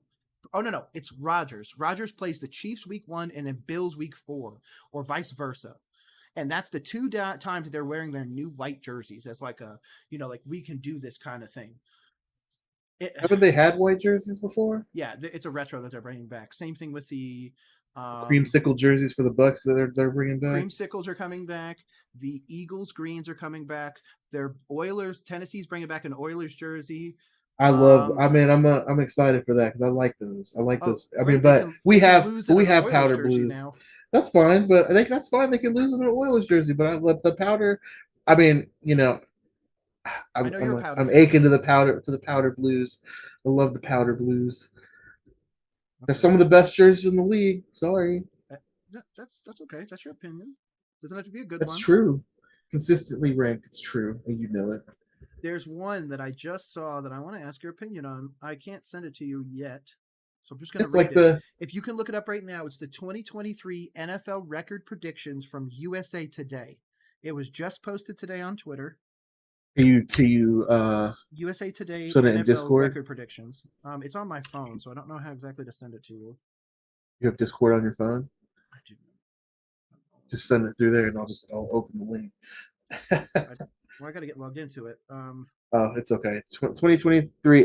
What was it called? NFL record predictions from USA Today Sports. It starts with the Chiefs being 10-7, so we'll put it there. Download Discord just in case. NFL record projections 2023. Which teams will lead the way to the Super Bowl? It's Super Bowl 58. Did you see the one where it's got all of them laid out? Here, I'm going to turn it to the camera so you can see it real quick. It's kind of got them all out. Oh, I can't really see it. Oh, well. I see it, but hold on. Let me see if I can get it. Yeah, if that's like a picture on here. No, that's not it. It's probably. I got it from Twitter on USA Today Sports. So let me see if I can. Oh, I'm sorry. Okay, so this is. Do you have Twitter open? Yeah. Okay, so the guy's name is at JASRIFOOT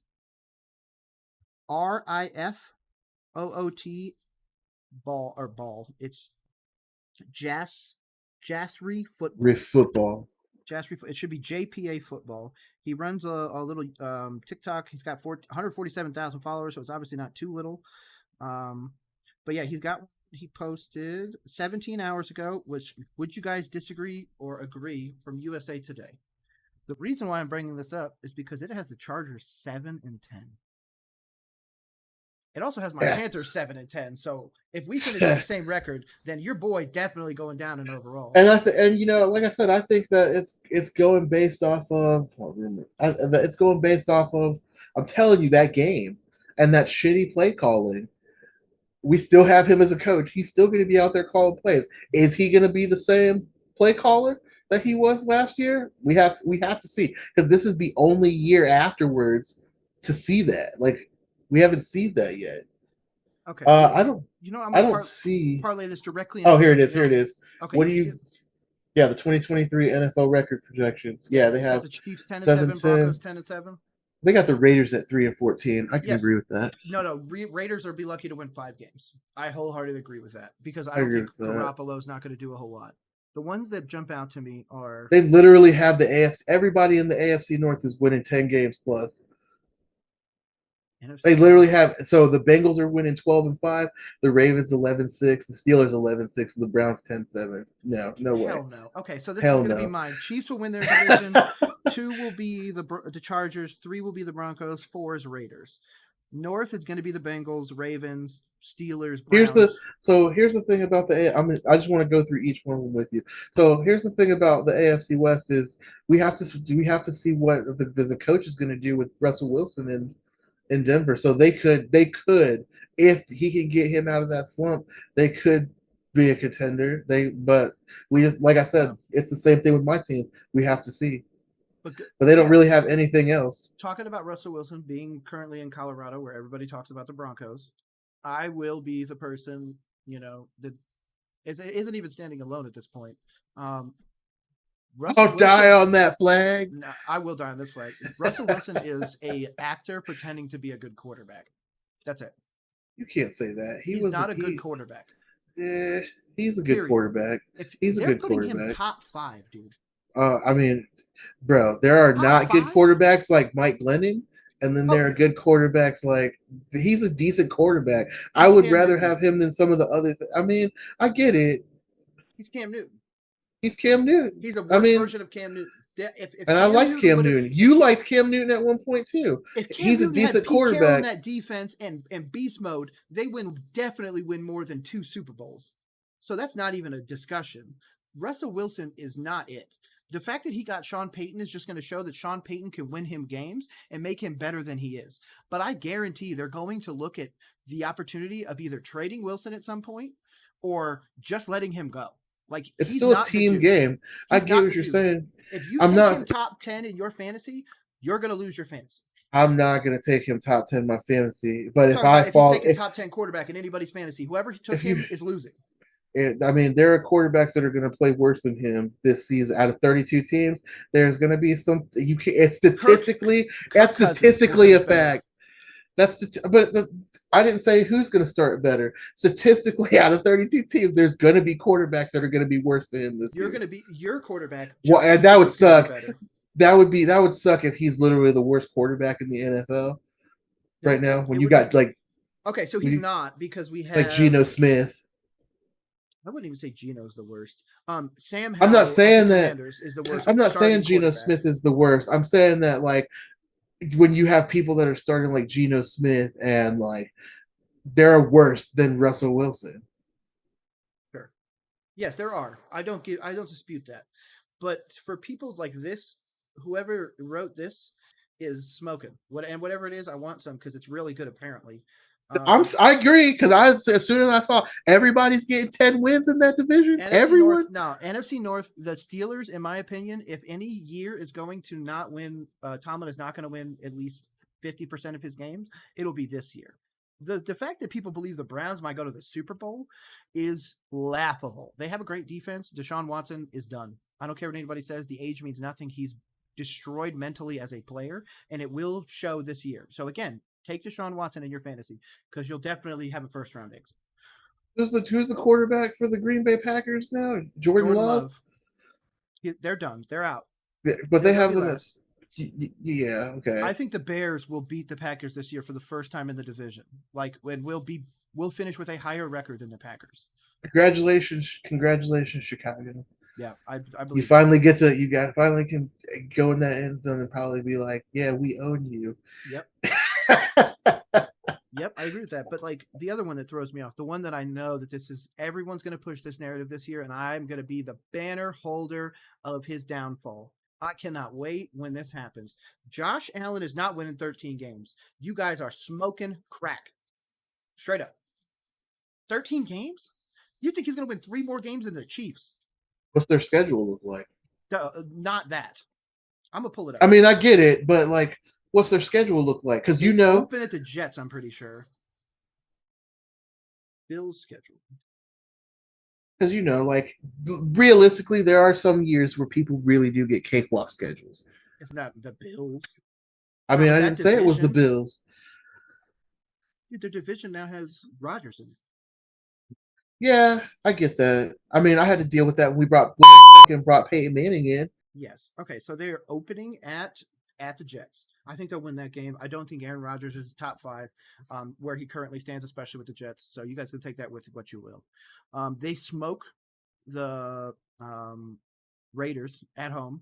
Then they go to Washington. Well, they'll smoke Sam Howell and the Commanders. They'll go to Miami, and I do believe they will beat Miami because I do not believe Tua is it, and the Dolphins do not make the Super Bowl again, or even the championship game. I believe they have a duel with Jacksonville, but will beat them. You beat the Giants. You lose. You're going to split a game with New England, so you're going to lose one of those. Tampa, you'll beat. Cincinnati, you'll lose. Denver will be a win, I hope. If you guys lose that game, Jesus. Jets are going to split you a game. I think they'll win one. Philly, you're going to lose that game. KC, you're going to lose that game. The Dallas might be able to put it together this year, so I'm not counting them out, but I am. So I'll give them the win. Chargers, I think, are going to be a good game, but I think you guys can win one. New England's going to be, again, one of those games are split, and their last game is Miami, which one of those games are going to split. So you're looking at 5-6 losses right there. Like, I mean, they won 13 last year.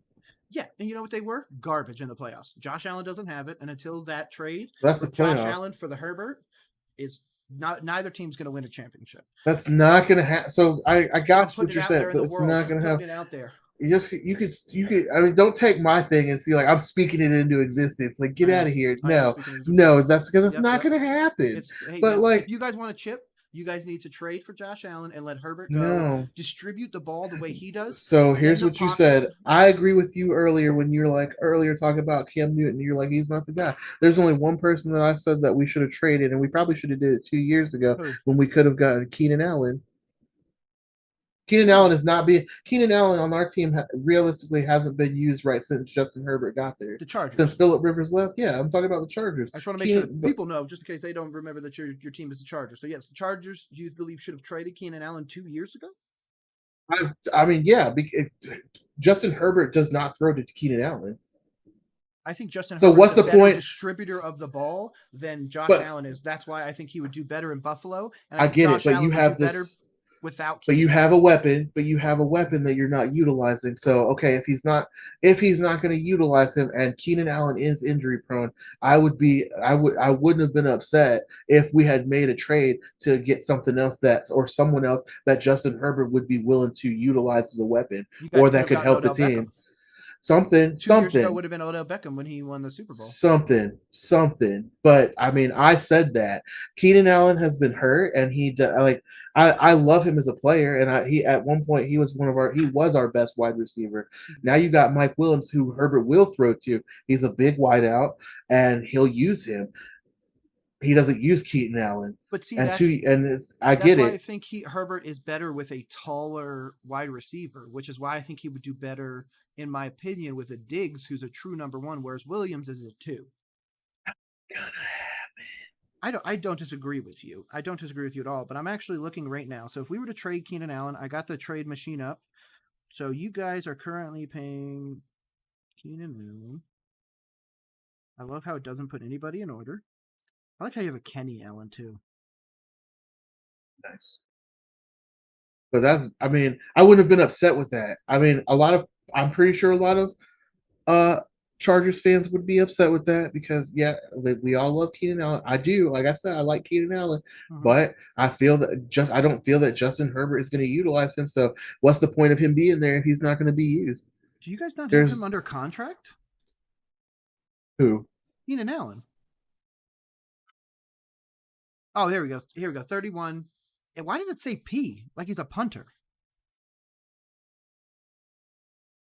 4-year, $45 million contract. So it's only like 10, 12 million a year. So yeah. Okay. So if that's the case, 10, 12 million, you can pick up a bunch of receivers. But you get what I'm saying? That's what I'm saying to you. Like 2 years ago, if we had traded him. I'm talking about trading him right now. I'm talking about trading him for like a Tyler Boyd. I'm okay with that because he's not, unless he uses him this season, it doesn't mean anything for him to be here. Yeah, to be honest, the one that you should do it if you guys are going to make the trade is trade for T. Higgins.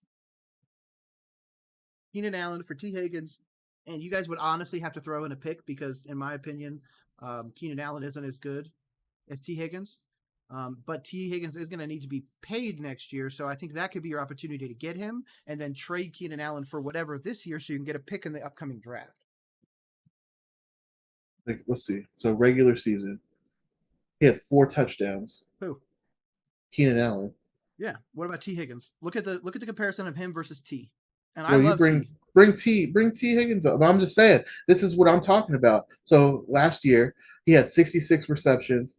He had 4 touchdowns. That's regular season. Postseason, no touchdowns, 6 receptions. Okay, here we go. So that means he didn't utilize Keenan Allen at all in that Jacksonville game. Correct. That's what I'm saying. What's the point? So this is T. Higgins, 6'4", so he's the size that your guy's going to look for. Last year there was 16.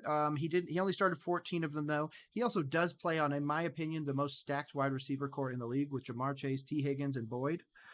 So he had 1,000 yards, 13.9 on average yards per reception, 7 touchdowns. Longest was 59 yards. I'm sorry. If we can't, no we have fumbles. to go. Oh, T. Higgins. Yeah.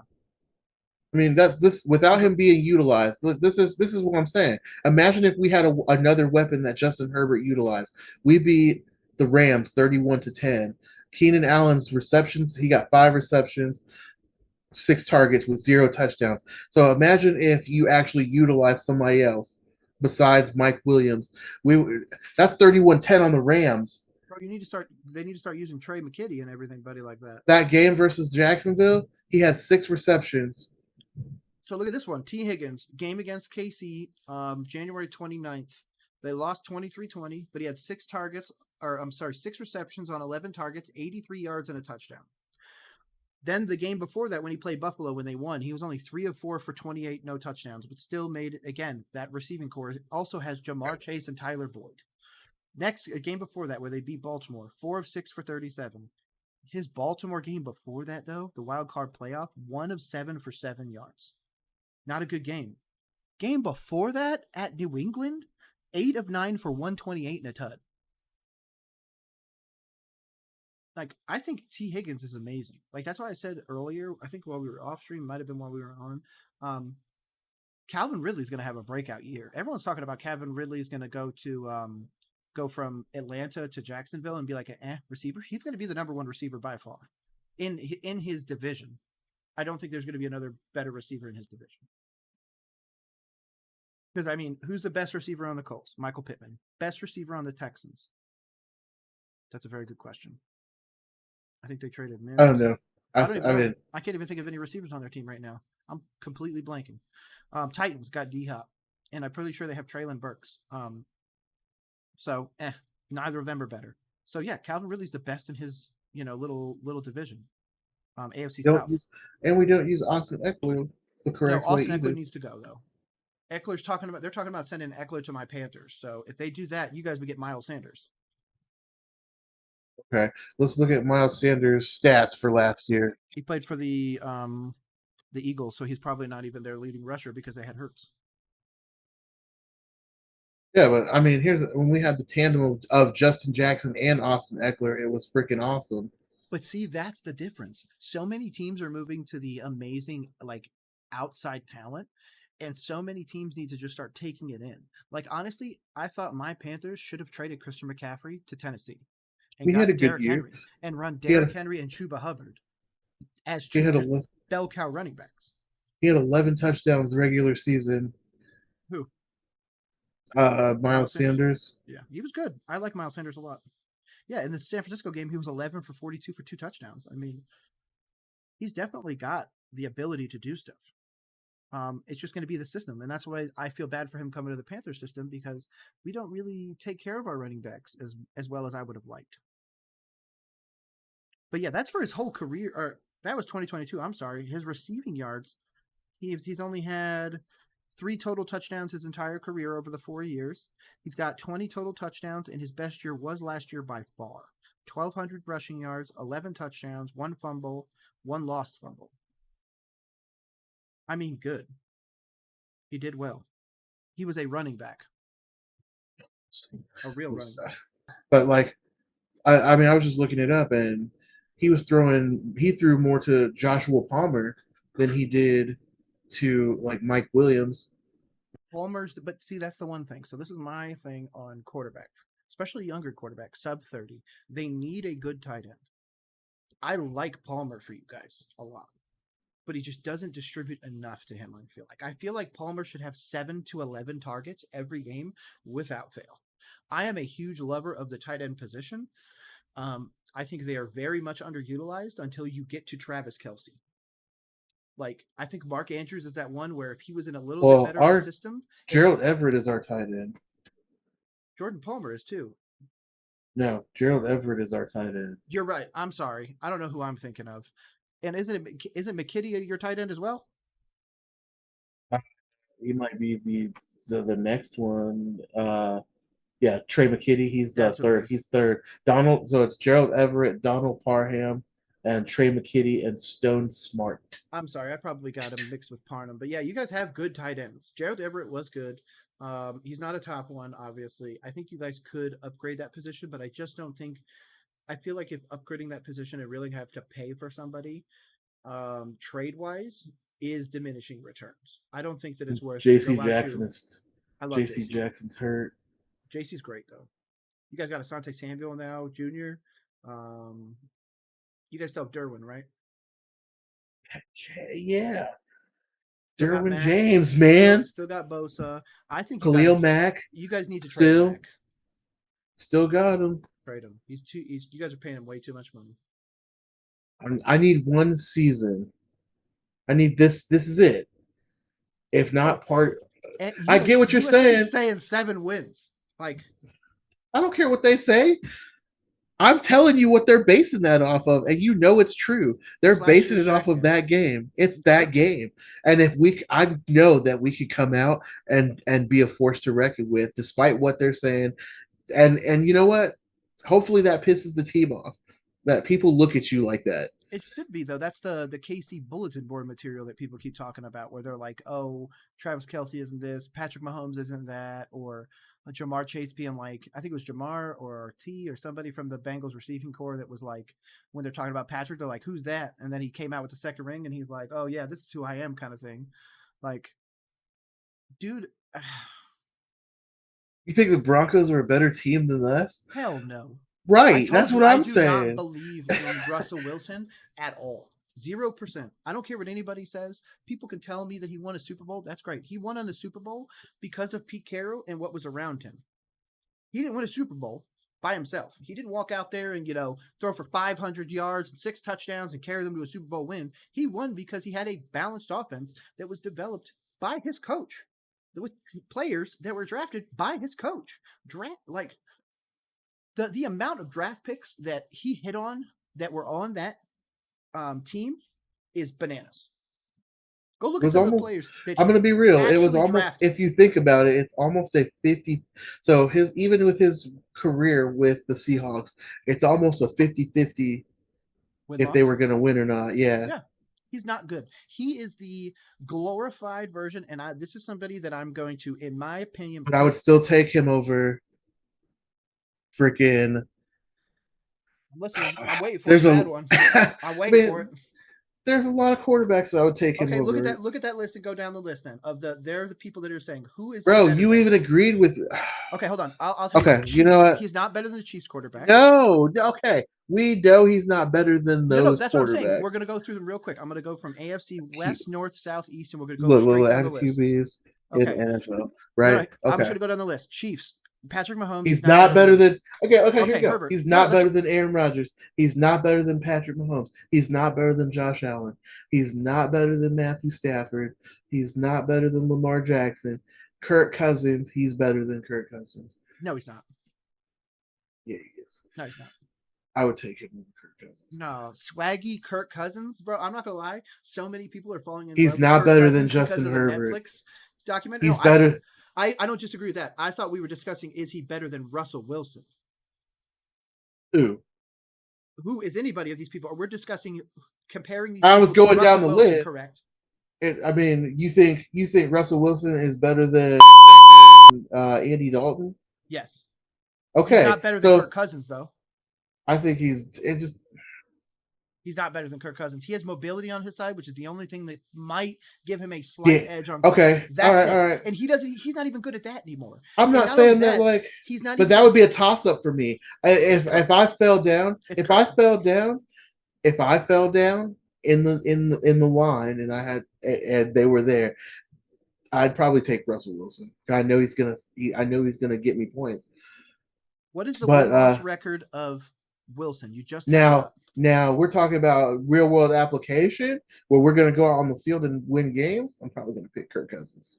Kirk Cousins is a 66%. Okay. What about Daniel Jones? He's better than Daniel Jones is not as good as Russell Wilson. Right. Baker Mayfield. But they're right there. I think Daniel Jones, if he could clean up his interceptions or continue to clean them up with Dayball being there, I think that could become something. The keeping of Saquon is something. I just don't believe in their receiving core. I'm sorry. I don't know of anybody. I literally can't even name you anybody on. We're not talking about the receiver core. We're talking about them strictly as a quarterback. He's not going to be able to do anything because he has nobody. He has to rely on Saquon and himself. So I would take the. So again, now we're back. Yards. Well, now we switch between two arguments. Now we switch between team game and individual quarterback accolades. Daniel Jones is not singly better than Russell Wilson as it stands right now. If he comes out and has a good season, he is above him. That's what I'm saying. They're right there. I'm not saying that. I'm not saying that. I'm not saying he's the worst, but I'm not saying he's the best. Wilson's better than Baker. I'll give you that. Deshaun Watson. Yes. Russell Wilson is better than Deshaun Watson. Yes, I believe Deshaun Watson will be lucky. I agree. 7 games. Jimmy Garoppolo. No. I would take Jimmy Garoppolo over him right now. Not even close. If I had to build my team, if we didn't have Bryce Young, I wanted us to go get Garoppolo. I think all right, Derek Carr. Derek Carr's better. Okay, I agree. Derek Carr's definitely better. I agree. I think Derek Carr should have been. The Raiders did. That's why the Raiders deserve to be shitty for the next 20 years because they did Derek Carr dirty. I know, but what would be so funny is if the Saints are like, you know what we're going to do? We're going to trade Derek Carr for Russell Wilson and ship Russell Wilson's ass back to New Orleans and then go get him Derek Carr. That'd be so funny. Oh my God. Please, NFL, if the NFL gods are out there, please listen. Let him end up back with Sean Payton. That'd be great. That'd be great. Oh man. I mean, I don't think he's better than anybody else on this. I mean, Geno Smith. I think he's better than Geno Smith. Yes, but I think Geno's a playoff but it's close. Or two behind. But it's close. Because I think Geno Smith is a good quarterback. I agree. So what else? Keep going. We got more. I mean, that's pretty much it. Kyler Murray. Kyler Murray is not a starting quarterback in my opinion. Kyler Murray should have gone to baseball. Kyler Murray should have gone to baseball. He's not even in the conversation. But he is. But Geno Smith is better than Kyler Murray. And if Geno Smith is behind Russell Wilson, then so is Kyler Murray. Okay, so that's fine, but he is a starting quarterback. I get you. I know he's a baseball player. But real quick, this just came across my phone. We're recording this live. 7/25/23. Jim Harbaugh is most likely going to be suspended for 4 games over recruiting investigation. This is the football. The Michigan. Yep, which means that Michigan is out of the playoffs. We should call our good friend. Oh, I'm definitely going to get Kaz's opinion on this. Trust me. Shout out. We should call. What do you do? What? He's being investigated for what? Recruiting violations, which absolutely happens everywhere in college football. It's just who gets caught. So yeah, they're out of the playoffs now. Michigan will not make it. I'm calling it right now. It's 10:27 a.m. on 7/25/23. That's me not gonna. Oh, that's another thing. I didn't write it down, but I was gonna ask you. Did you hear about the whole FAMU? Like they canceled all football related activities henceforth because of a music video that was filmed. So I mean, right now I'll have you. That's fine. The coach has decided to suspend all football related activities for the foreseeable future because I haven't seen the video. I haven't looked it up. But yeah, I saw this. Oh, they did it today. Today they just lifted the ban. Did they? Okay. But okay. But going back to the top quarterbacks, he's not. Wilson is not better than Burrow. Definitely not better than Lamar. Better than Pickett. Better than Watson. Not as good as Trevor Lawrence. Better than Tannehill. Or that's weird. They don't even have Trevor Lawrence on here. It blows my mind. Titans. Yeah, where's he at? I don't know. This USA Today is talking about him going 10-7, and I think that's their ceiling. Tannehill or Will Levis is not going to do it. Texan CJ Stroud is good, but he needs time to develop. I believe Anthony Richardson is going to blow up, but as of right now, he's not better than Russell Wilson. He's not better than Joe Burrow. Nope. Never. Nope. There's Trevor. Tua is not. Tua is better than Wilson, but I think Tua is done in 2 to 3 years in the NFL. That's a whole separate thing. Mac Jones, I think he's better than Mac. I think Mac Jones is better than Russell Wilson. Dak's better than Russell Wilson. Justin Fields? Not yet. So no, I'm going to say no for now. But Brock Purdy? Brock Purdy's definitely not. No. But that's not even their starting quarterback right now. Now it's technically Sam Darnold and Trey Lance, and neither of them are good enough either. I'm just going based off of how they still have them listed. You're fine. Saints have Carr. You did that. Desmond Ridder for the Falcons. Desmond Ritter's definitely not as good. Bryce Young. Tannehill's not as good. Kenny Pickett. Nope. Andy Dalton, we did. Matt Stafford did. Sam Darnold. Howell from the Commanders, no. Marcus Mariota is a backup for the Eagles now, so no. Russell Wilson is garbage. Is he better than Russell Wilson? No, he's not as good as Russell Wilson, but he's also not a starting quarterback anymore. He's a backup. Russell Wilson. Russell Wilson is a starting quarterback. Yeah. No, you said Mariota. Is Russell? No, I said is Russell Wilson better than Russell Wilson? Good question. Depending on how he's acting that day, that depends. Let's debate this out. Is Russell Wilson a better quarterback than Russell Wilson? Next time, I think that Jared Goff has a higher ceiling than Russell Wilson. Taylor Heineke. Taylor, no. Taylor's going to be the starter, but it's going to go to Sam Howell. Wait, is he still playing? Is Matt Ryan still playing? No, he retired. Okay, that's what I thought. Why do they have him? I don't know if still he's officially announced retirement yet, but he's done. Yeah, they have him for the Colts. Davis Mills. No, he's not even the starting quarterback anymore. He's going to be the backup to C.J. Stroud. And that's not him because that's Aaron Rodgers. So yeah, Aaron Rodgers is good. So yeah, I think Russell Wilson is bottom 10 in the NFL quarterback. Clarify that. He's a great football player. Terrible human being. Who? Wilson? Aaron Rodgers. Oh, I you said Aaron Rodgers is a goat, and I'm like, let's clarify no, he's that. not. Hell, huh? No. Aaron you Rodgers said it. I will never say Aaron Rodgers is, in my opinion, a symptom of the Packers. Everyone Nick, you just said it.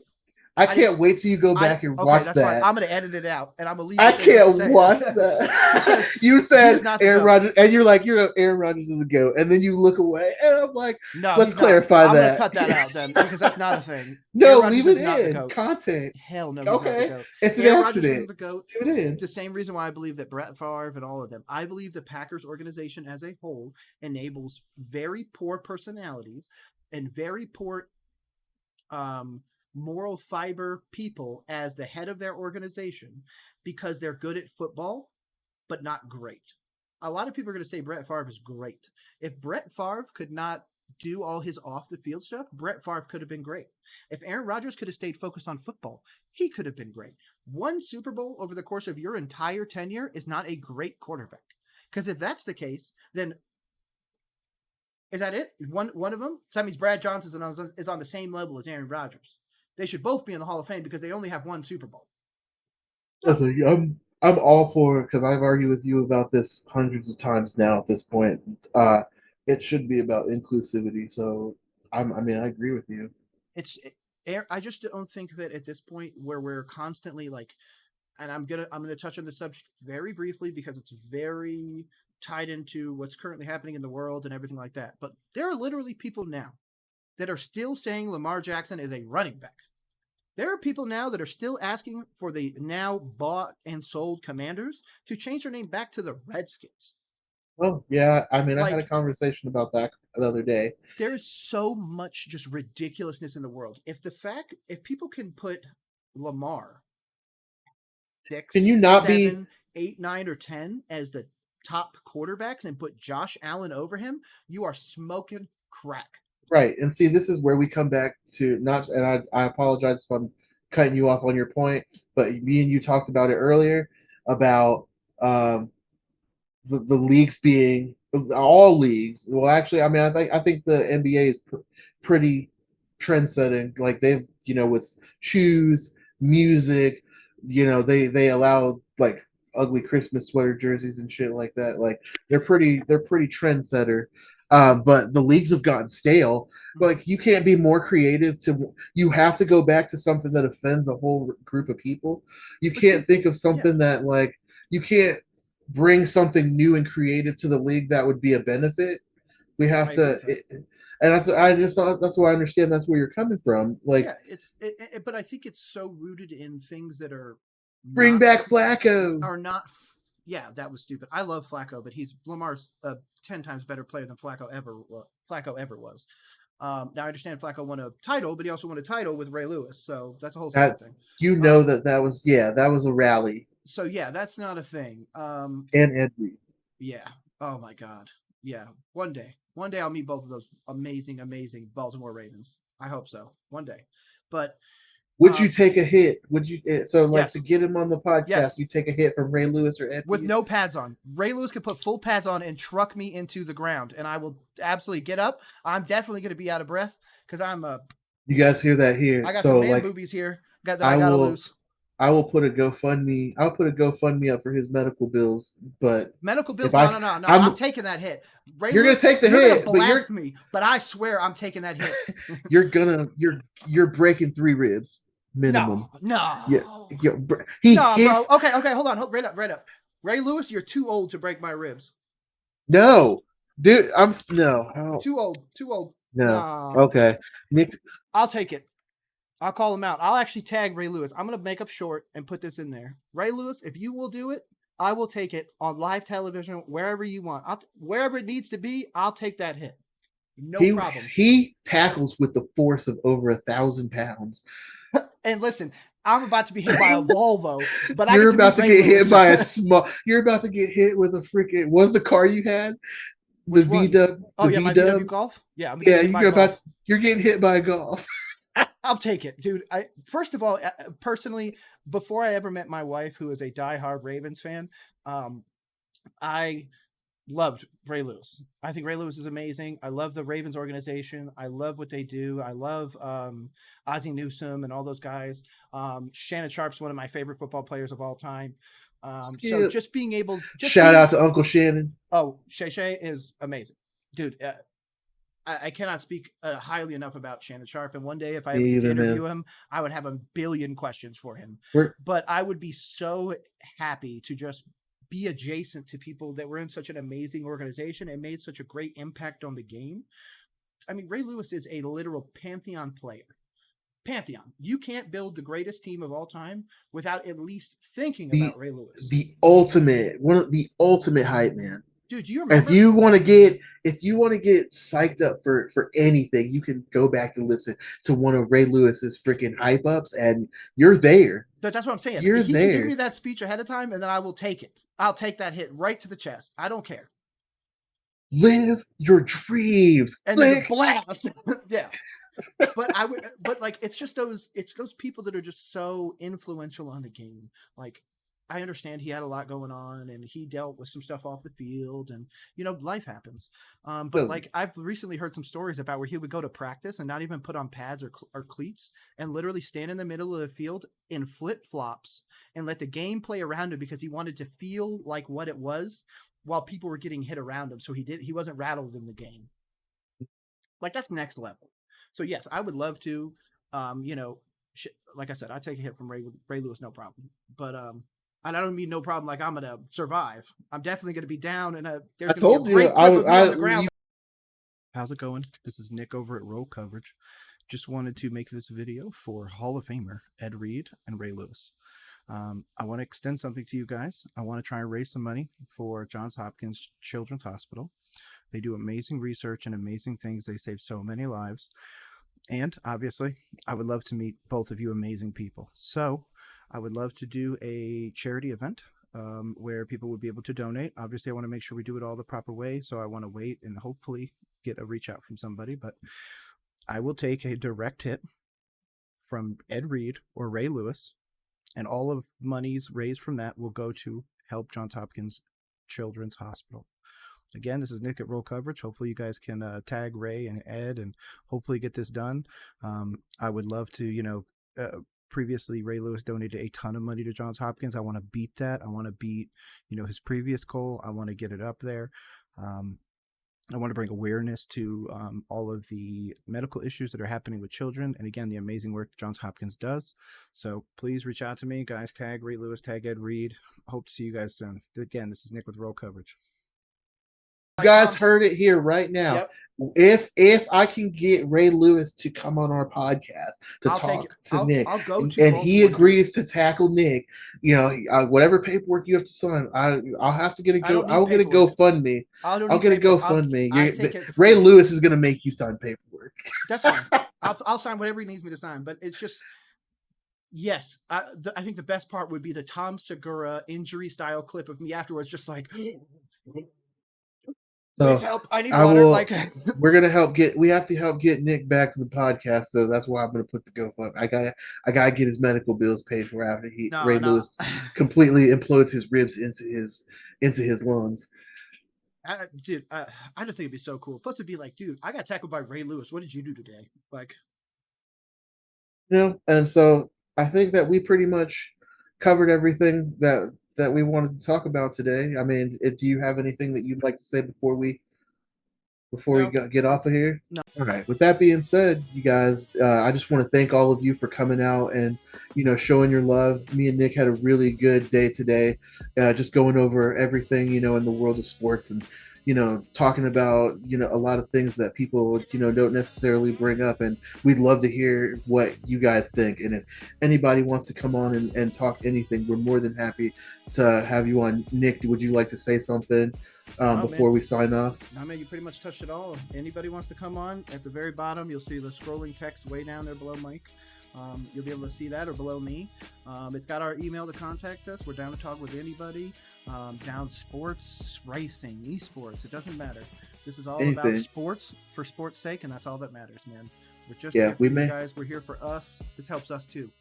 We may not know, but we're more than happy to educate ourselves and to have a conversation on anything. Exactly. So please reach out to us and let us know. But we're going to sign off now. It's been a real pleasure. You guys have a great day.